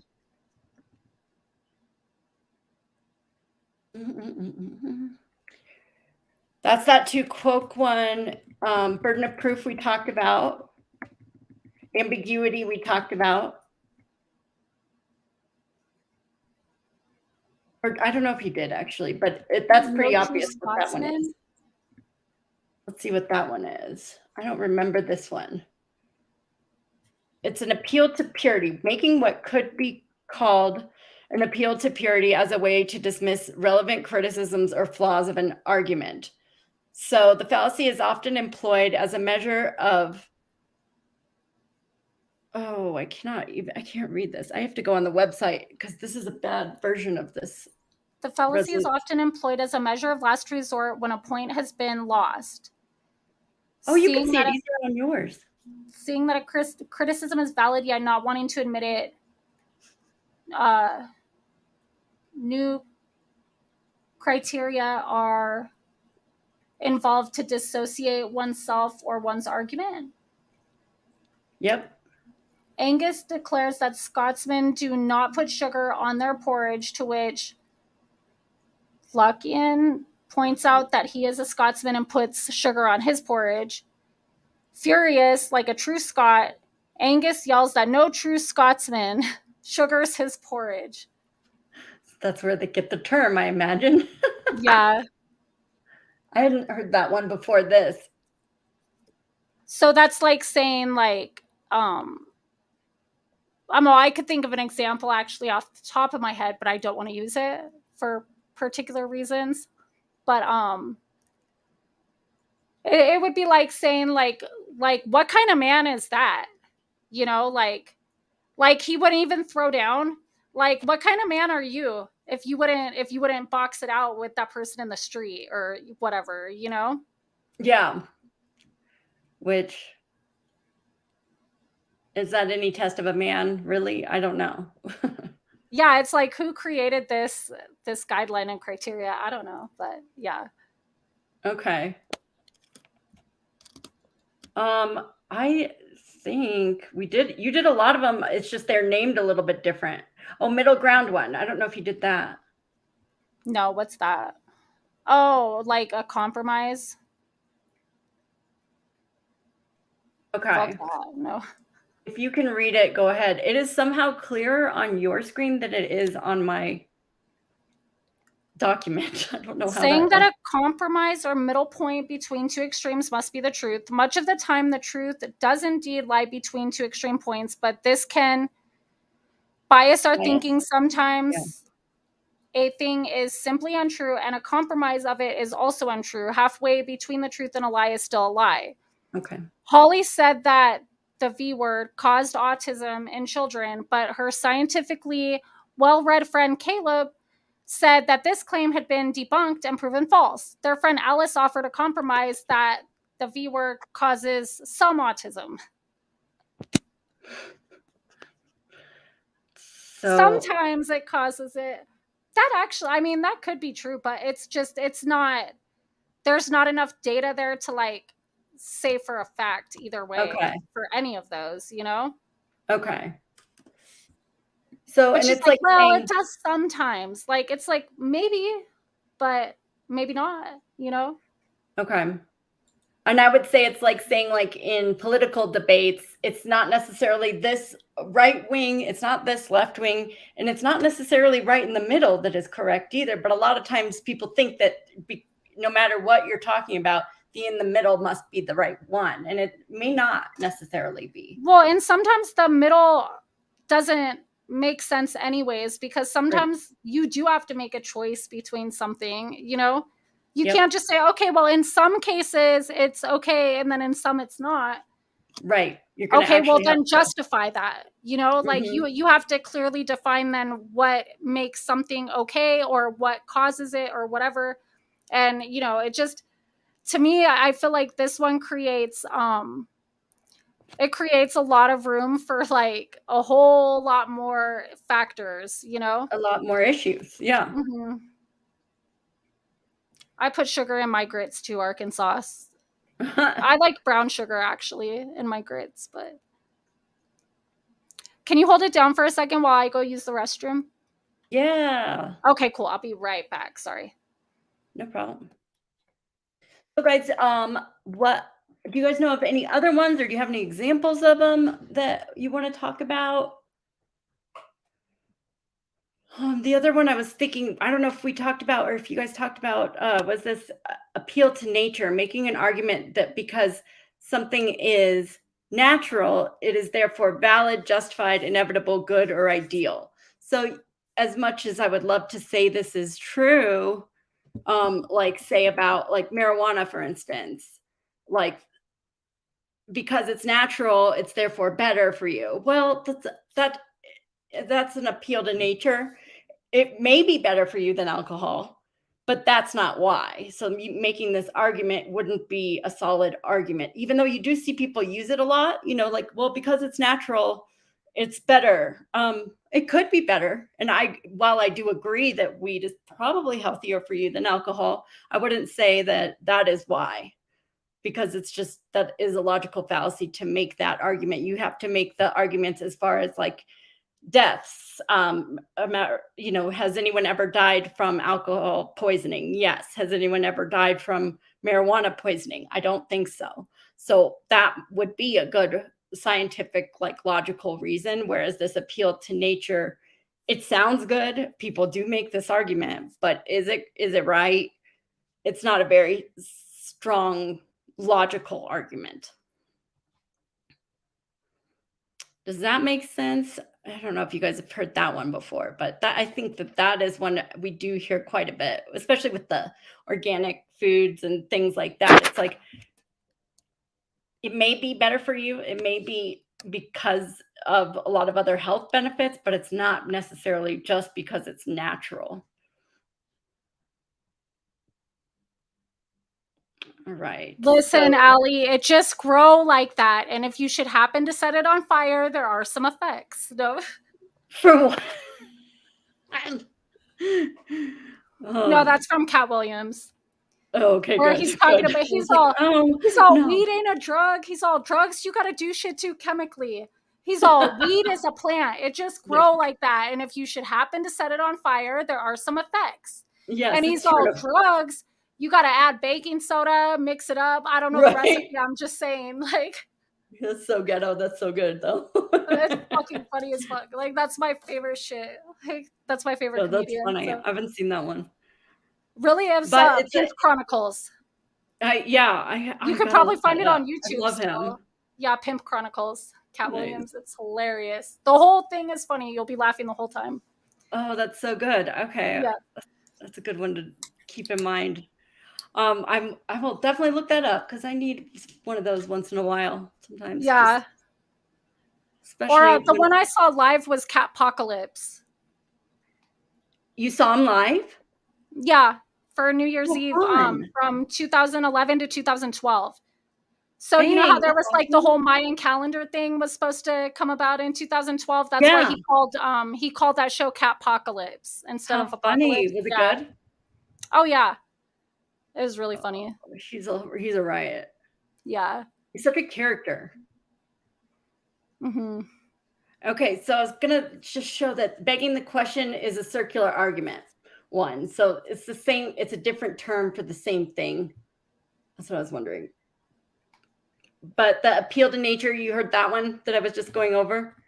Yeah. That while you can say weed is natural more than alcohol, you shouldn't use that as the argument as to why it's safer. Say you should use actual statistics and facts around like deaths and things like that.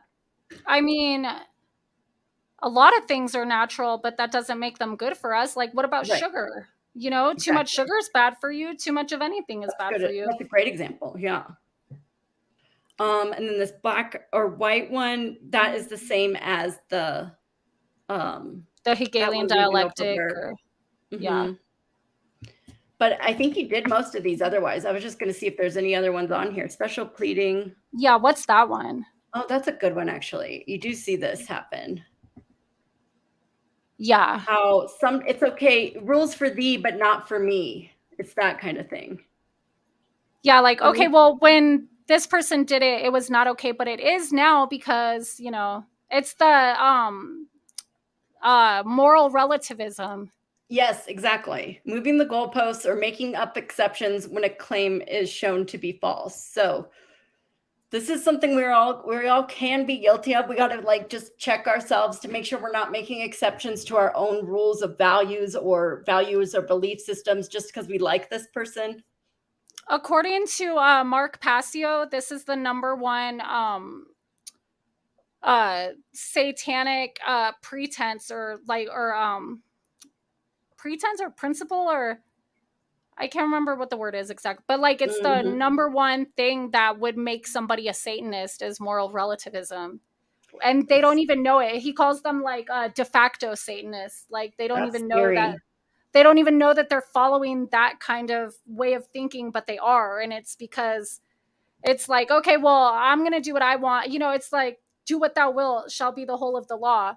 But they leave out, like, when Aleister Crowley said that, when right after it, he says, there is no law above do what thou will. Love is the law, love under will. So, love has to be at the root of that. Otherwise, like, it's bullshit, basically. But, people like to cherry pick the just do what thou will part out of that.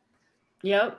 And yeah, that's total like moral relativism. That's scary. Yeah, like it's okay when I do it, but not when you do it. Like, do as I say, not as I do. That one parents use a lot. It's true. Yeah, or I like the because I said so. Like, I hate that. But yeah, people do that too. I mean, parents do that one a lot. mm-hmm. That's like the difference between like my mom and my dad's parenting is that my dad would be the do as I say, not as I do, or because I said so type of parent.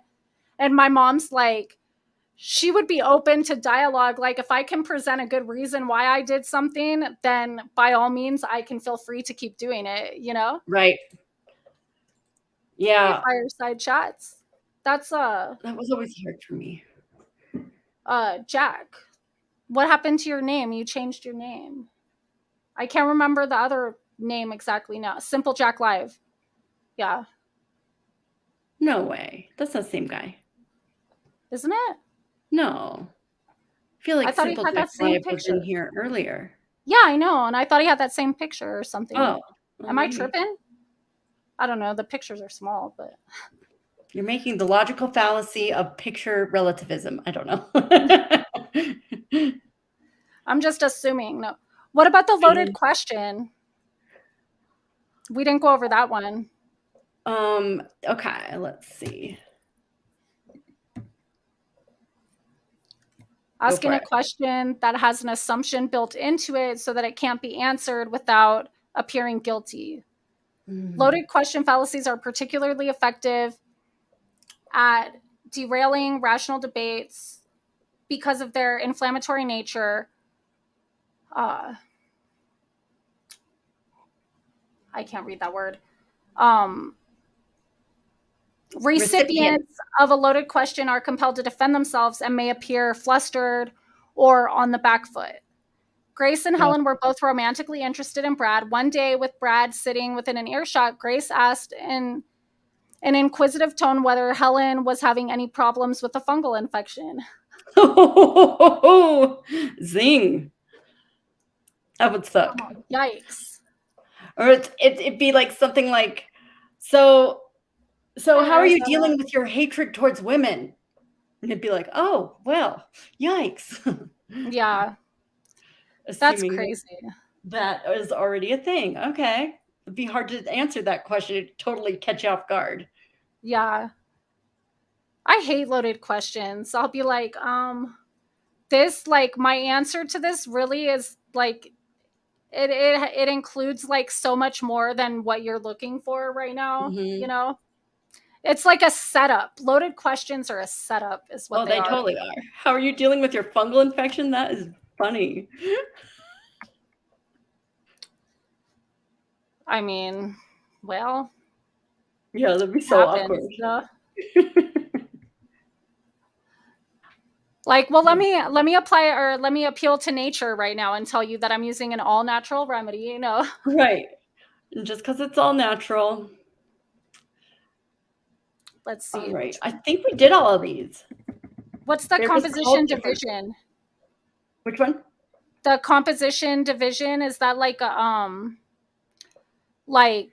conquer and divide, or divide and conquer, or It's assuming that what's true about part is of something has to be applied to all.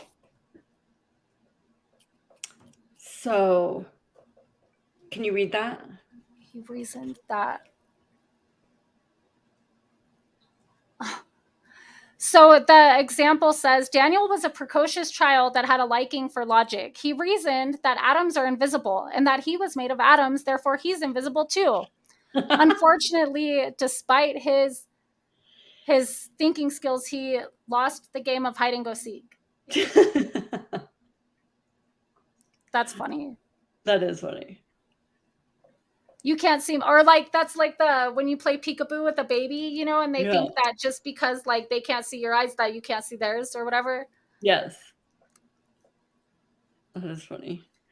Hey, Arizona. All right. I don't know. Is there any other ones you want to do, or are we good? Let me see. Um, the fallacy. What's that one? That's the one I was just looking at too. I was like, I don't know if we did that one actually. Let's see. Presuming a claim to be necessarily wrong because a fallacy has been committed. Okay, so I don't even need to read that. Like basically saying that, like, just because there was a fallacy in the logic doesn't mean that the conclusion or the argument is not correct. Mm-hmm. Yep. So that makes sense. Because you could be like, oh well, that guy's ugly, so you shouldn't listen to what he said. Like that's not true. Like Right. Exactly. who would believe somebody with a big nose like that, you know? And it's like You- the guy could totally be lying, but Right. you know, it doesn't mean that they're all of a sudden believable just because you had a logical fallacy in your reasoning for not listening. Yes. Exactly. Recognizing that Amanda had committed a fallacy in arguing that we should eat healthy food because a nutritionist said it was popular, Elise said we should therefore eat bacon double cheeseburgers every day. Yeah. Right. That's funny. That is funny. Yeah, if you're gonna like properly construct an argument, it has to be like, what is it, like P then Q, therefore P then Q? Like it has to just make sense, period. So I Yeah. would say, like, what's a better way to determine what's fact or not? Like, I think people, they don't, no, I will, now I'm going to generalize. Some people have difficulty, um, like with logical thinking, that they do get, like almost conned by people or fooled by people when they appeal to emotion or they ask loaded questions or appeal to authority, whatever. And so it's because we don't know how to actually start from the beginning with the facts and then determine what that means and then say, okay, what's right or wrong based on that, you know? Which I don't know if, I mean, can you really teach people that? I mean, obviously they have philosophy classes and stuff and they try, but Yep. I I mean, mean, I think practicing is the only way we can ever even think about teaching somebody that, because you can get out of practice even if you know these. mhm. If you're not used to exercising that part of your brain, you can get out of practice and you get lazy. We all do. Our brains just work on like a system to like just a constant track of just like doing the things it knows how to do, habits, Yeah, that sort of thing. subconscious. The subconscious mind is Mhm. like responsible for the majority of our operations every day. But Right, it's funny because like I consider myself like decently self-aware, like not at all times, but I try though. You know, like it's something that I do try to practice. And there's like even times where I'll be like, listen, I'm having anxiety right now and I know it doesn't make any sense and I'm sorry. Like, right. And that's like but it's part of like what I we talked see about it. during the drama triangle stuff. Is that space between your reaction and like that stimulus, and just being able to like cue yourself into thinking and slowing down and to just breathing for a minute before you react, because you know that. And even if like a good way to do that is just naming and framing what you're actually feeling. Like you just said, like, I know that when this sort of stuff happens, I tend to feel attacked and I get defensive. And just being able to say that, even aloud to yourself or to the person you're in this discussion with, is so helpful. It calms down that part of you if it has a place to go. Yeah, like you can ask Gemini guy. Like there's so many times where I've been like, I'm sorry, I don't mean to snap at you. Like I'm going through this right now. And you know, like please forgive me ahead of time because it's probably gonna happen again. And Right. you know, it's just but that way, like I feel like at least that puts the accountability on me to where I'm saying like I'm aware and I'm being responsible. I know I'm wrong. Like, you know, if you love me, please like Yeah, know that please I'm be working there, on help this. me through this. Yeah. Yeah. It's part of self-awareness, is to being able to do that, and being comfortable enough with that person you're working with or you're discussing this with, that you can trust them with that information, because a lot of times you don't feel safe enough to even tell someone that. I don't sometimes, Yeah. it's like not only is it hard to admit to ourselves, but then we'd have to admit it to this other person, which can be scary too, very vulnerable. Yeah, and then sometimes they will use it against you and it's just Exactly. like I'd almost rather at times like that's when I become consciously aware of myself doing these things just to prove my point, like knowing that it will work or it will just it's like okay, well final answer, like that's it, you know? Like I'm right, you're wrong, period. And it's I might know deep within that that's not even true, but it's like I Yeah. don't feel safe to tell the person what's really going on, so I you know, screw Yep. it. Like And that's fair, especially if they've proved themselves not to be a worthy or a fair arbiter of your feelings. Like, then you definitely have reason to think that. yeah, then it becomes a justification like, well, it's okay for me to behave this way because Hmm. I'm all another fallacy, but you know, Yep. I that's how mean, but humans behave though. Like this is human nature a lot of times. yep, yep. Otherwise it And we, wouldn't be a thing, you know? yeah, we all just are trying to look for acceptance and approval, really, in the end. And we all want to be heard and understood. But if we know that this person won't be there to hear or understand us, we will oftentimes put up all these different defenses. And it makes Yeah. sense. Yeah, a lot of these are defense mechanisms too. Yep. Just because, you know, people want to be validated and they want to be right and, you know, And so I'll put in these this website. What's kind of cool is this website that is related to this.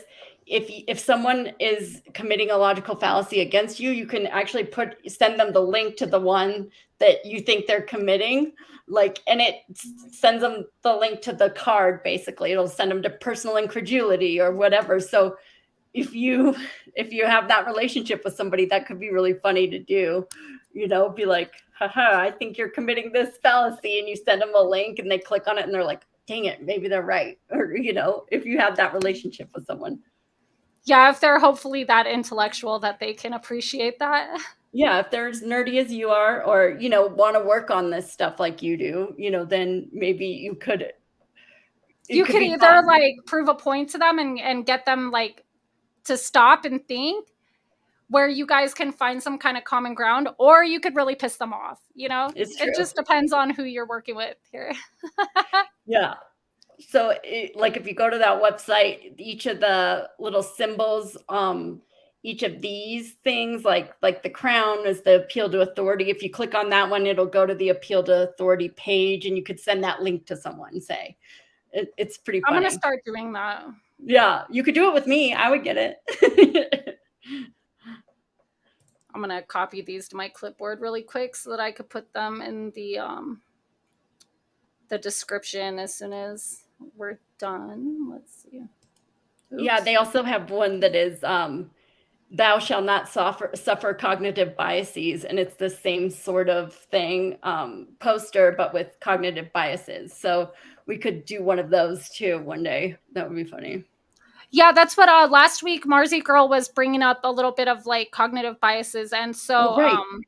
that's what like had prompted me to want to do this, because it's stuff that we do all the time, you know, Hmm. and that we see around us that other people do all the time, and it's just, you know, a lot of these are like, I hate to say the word because it's like overused and stuff, but like a lot of these are really narcissistic ways of handling like any kind of situation where you're under pressure, or you know, Or you might be and wrong. yeah, and it's like, well, that's when a lot of times the fallacies, the biases, all that kind of stuff kicks in, where you're just using all these different things that don't really make any sense as your confirmation or your justification for like the wrong action that you're actually committing. Hmm. Yep. But they are good defense mechanisms, so it's no wonder we use them.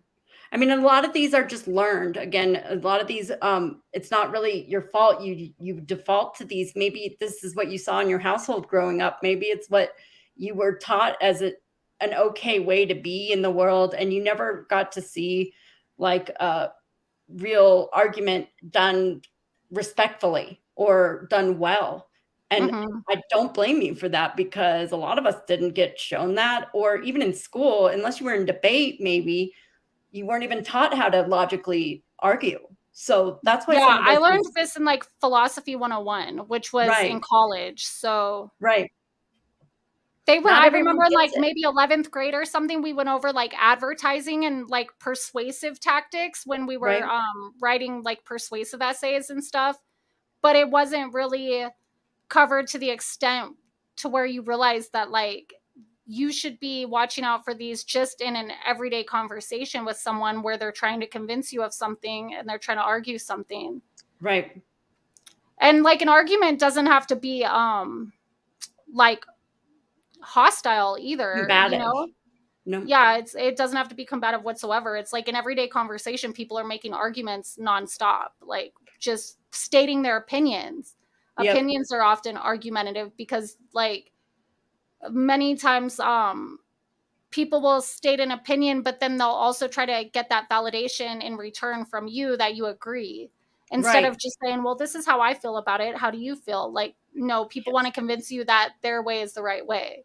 Yeah, it's hard for me, even certain like colloquialisms or vernacular that we end up using in our day-to-day speech, it comes from that as well. Like, I remember a few years ago when it started to become popular for people to say, I was doing this, this, and this, right? And then they'd be asked, like, looking for that affirmation, like for me to say right to them. But I don't know what you did all day. Why are you asking me to affirm what you just said? Like, it made me feel uncomfortable, because I was like, wait, are you asking me to confirm you did that all day? Because I don't know.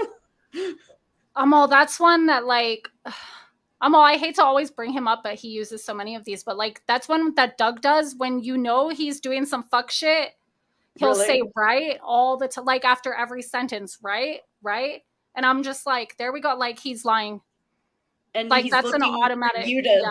confirm it in your head, or affirm him in aloud, or in your head at least, to follow his logic or whatever. But I found that it made me uncomfortable ever since the first time I ever heard it. Then it got way popular, where everyone was saying it about everything, and I was like, Right? "Ugh." No. I know, right? Oh No, but, god. like, I've noticed that too, and ever since I saw that he would do that every time that when I knew damn well he was lying from, like, my own personal experience, and I'm like, that's a lie," So it made then me, you notice like, the more pattern. aware of other people, and then so it's like I don't automatically assume that they're lying if they're doing that, but it's just something that I'm aware of, you know? Yeah, that's good. Just in case, like, just in case this person does the same shit, like, we're gonna pay extra It close makes attention sense. now. It Yeah. makes sense that it's like part of their brain because your brain wants to align with the truth. It always does. And so if you're lying or if you're telling us something that isn't necessarily true, but isn't necessarily a lie, but it's kind of walking that line, your brain is always trying to get you to the truth. And so you're trying to convince yourself of something almost. Yeah, and you're trying to, like, get other people on the bandwagon with you, like, that they Hmm. if they agree to it, then it's okay because, Right. I'm not the only one. yeah, that's Yeah, funny. it's weird, but it makes sense. I I didn't know, know that. we're very strange creatures, humans are. Yeah, we are. It was funny because last night I was talking to Gemini guy, he came over to smoke with me, well, he doesn't smoke cigarettes, he smokes weed, but, before bed or whatever, he's like, "Can I come have a smoke with you?" So I'm like, "Yeah."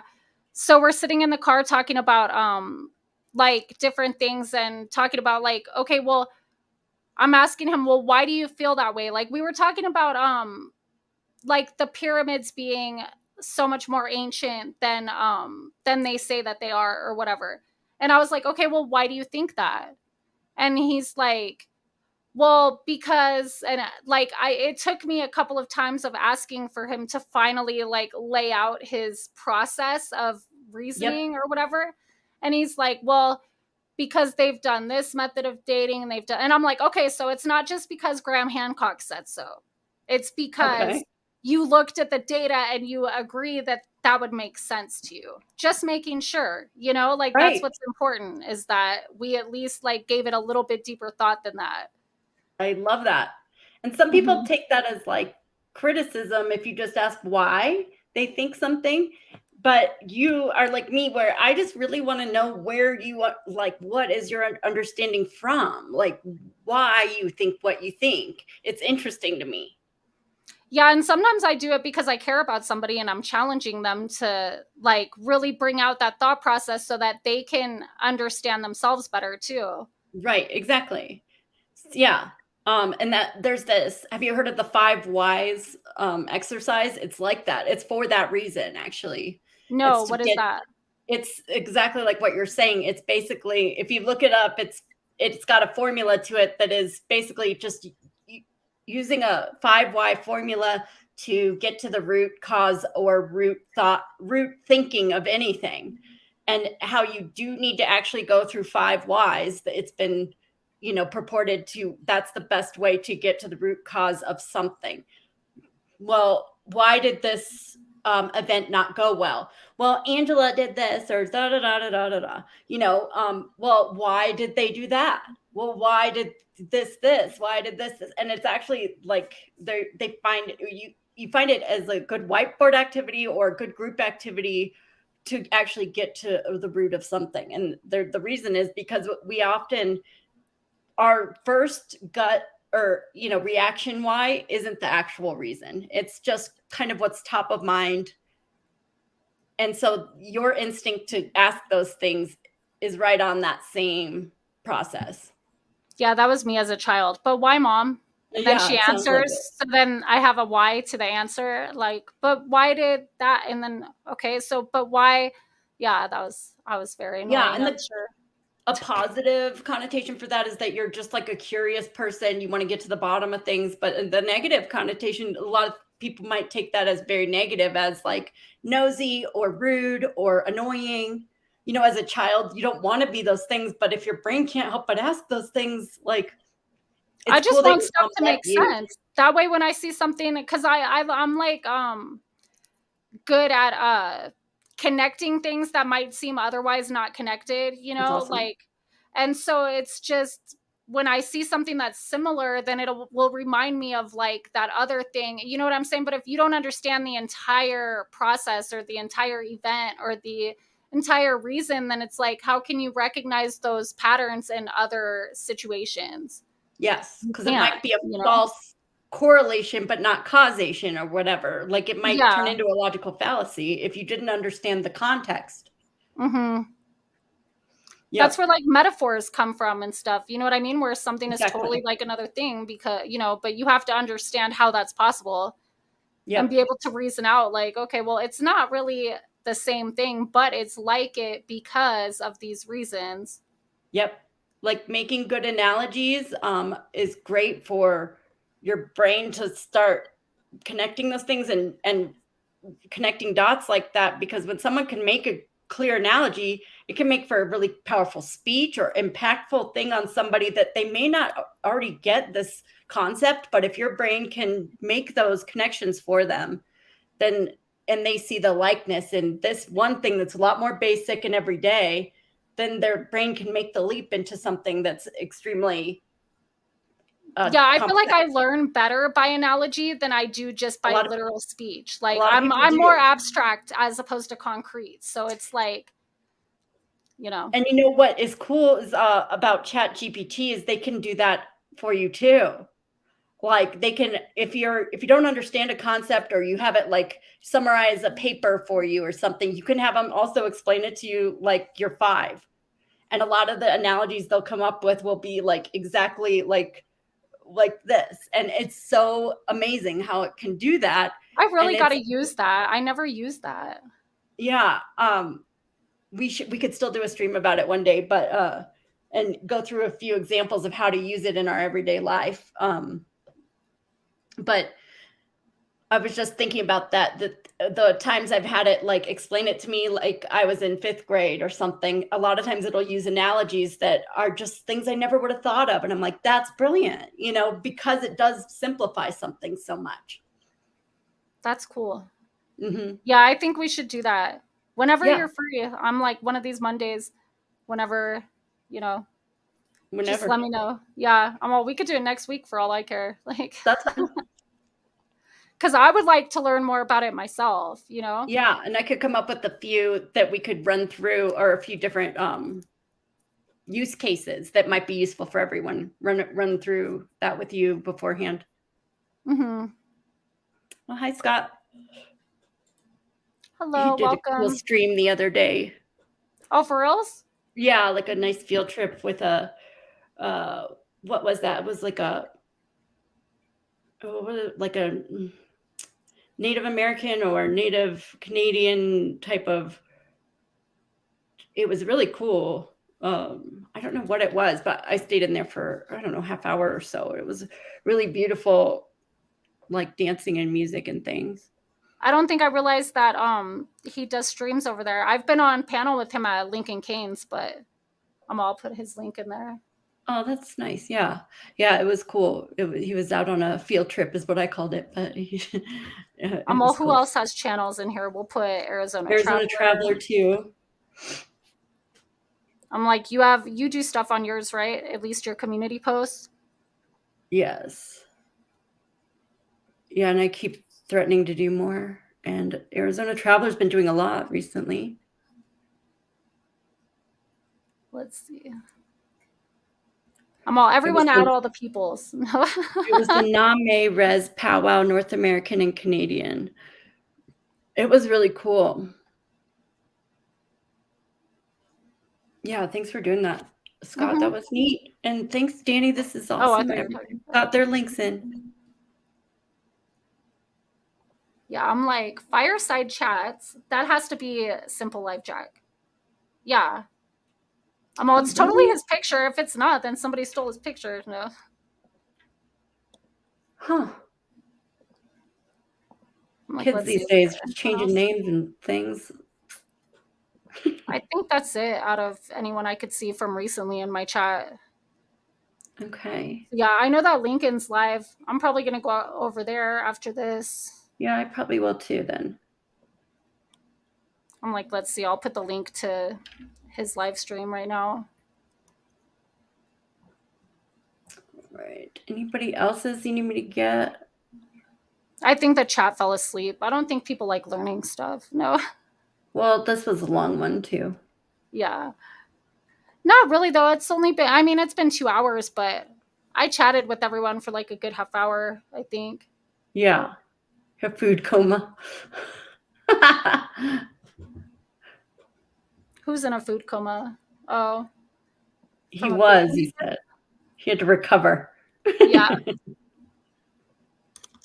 there we go. So there's the link to Lincoln Kane if anybody wants to go over there. I'm going to go over there and at least be in the chat if nothing else. And yeah, I think that's pretty much it for now. Yeah. And I appreciate you coming and sending me all that stuff. It's Yeah, of funny because course. I'm like sorry. I was all it was like right then before I was about to start. I seen it. I was like, oh man, this would I have should have been sent like, it earlier. I just didn't even realize this is what you were doing. And I was like, oh shit. yeah, I know. I planned on yesterday like creating a PowerPoint and do, but I always have these great plans in my head, but then I'm tired because I already went through it like mentally. And so, you know, she I hear loves you. your kitty. Arkansas loves your kitty. So Thanks. dirty, Arkansas, you dirty little girl. She Oh, meant it all the Arkansas. clean.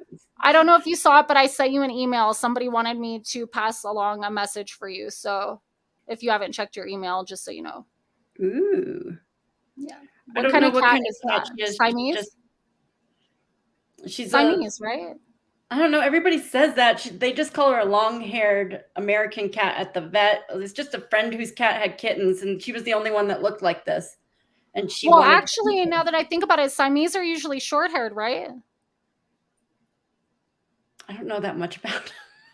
I loved Siamese cats. I actually, like, okay, my son's name is Damien, but when I Uh-huh. was like 15, I actually had a cat that I named Damien, a little Siamese cat, and he was a fucking asshole. He ended up running away. I Oh my tried to god. keep him as an indoor cat, you know, and he hated me. He didn't want to be inside my room all day. He would scratch me, and then one day the door opened and he ran outside and he never came back. Oh, how sad and I don't know if he got heartbreaking. ran over or what, but no, he was an asshole. Oh, I was like, that fucking cat. Like, I love that cat.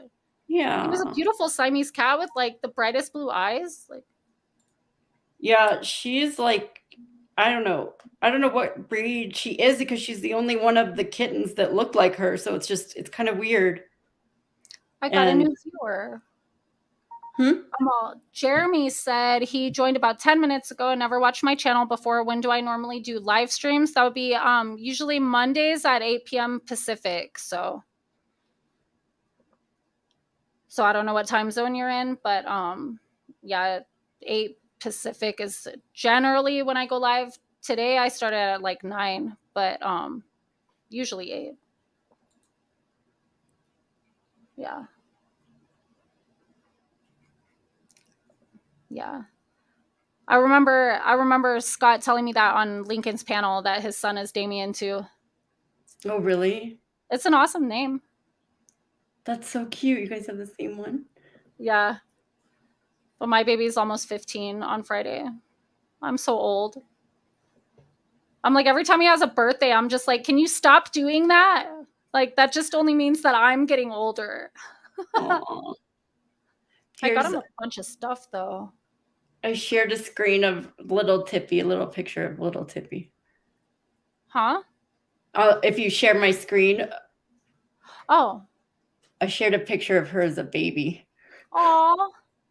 That How was her in my cute. lap. Yeah, that's totally like it has to be Siamese or Siamese mixed with something else. Aw. I Look don't at those know, blue but eyes. How cute. he's a cutie. Whatever she is, I love her. What topics do I usually cover? Well, I've been trying to do like self-help and self-awareness things where or just Mental teaching health. people like life skills for interacting with others in like interpersonal relationships or you know, navigating like social media, like, you know, on YouTube. And like a lot of us come from the true crime community where people pull a lot of fuck shit all the time. And I'm all, excuse my language, but that's, you know, the basics of it. And so it's just helping people to recognize those kind of things and for what they are, and you know, discern better like what's true, what's not. Like, when is somebody manipulating you, like stuff like that. So I like covering like mental health, self-awareness, Critical you know, thinking. yeah, things that just help people be better humans. That's what I'm working on for my channel too. I'm just overthinking it to death as usual. That's what I did for a long time. Yep. I was like, I This don't is know what good. to go live about, but usually I just like I'll think about it on like a Sunday now or something when I know that I'm going to go live Monday. Like all week I have no idea what I'm going to do, and then I'm just like, I think I'll do this. This will be a good idea. You have had some great ones recently, and it's good motivation actually, so good for you. I'm Yeah, excited. people really liked I did a review kind of the 48 Laws of Power. People really liked that one. Mhm. That was really good. Mhm. Yeah, so just different stuff. So yeah, anything else, Allie, that you would No, I'm like gonna to say add? bye and let you say bye, but thanks for having me, and I'll see you probably over at Lincoln's or sometime soon. Thanks everybody for being Mhm. here. Thank Make you sure for to give coming. Danny a like and subscribe if you haven't already. Yep, All that right, would be we'll see awesome. you. Thank you. Bye. Have a good night. Bye. Okay, so yeah, what was I gonna say? Don't you hate when like you're totally gonna say something and then you just like completely lose it? I have no idea what I was just about to say right now. Oh, Vincent, thank you for coming. Nice tools to use for yourself in a positive way. May I ask what's your background? My background in what way? I have I don't know if you mean like educationally or what, like I have a bachelor's degree in psychology. I'm like a I don't know, a self-proclaimed initiate into, all of the esoteric sciences and arts, and I want to know like all the answers to life and stuff. Like I'm just a natural investigator, natural psychologist. But yeah, so I will see you guys for sure next week, maybe before that. I want to do some stuff also coming up, like little mini astrology reads. I've been doing it for a couple people like behind the scenes lately, and and then I have a couple more that I need to get to for sure, where people like Allie gave me her information a long time ago, and I need to do like a little chart analysis for her, a couple other people, and I want to share those with you guys and kind of like just see how accurate stuff is that I've been learning. And the LT prod, you and Ali have a great way of explaining this. Thank you. Pretty much what I was asking. Okay, cool. Yeah, so I hope to see you guys here again. And let me put the link again for Lincoln Kane. That's where I'm headed over to. If you want to go over there and give him a like, and his streams are usually pretty fun and just different random things happen over there all the time. So if you need somewhere to go, some kind of live stream or something to keep you busy, that's going to be a good one. So anyways, nice talking to you all, and I'll see you next time.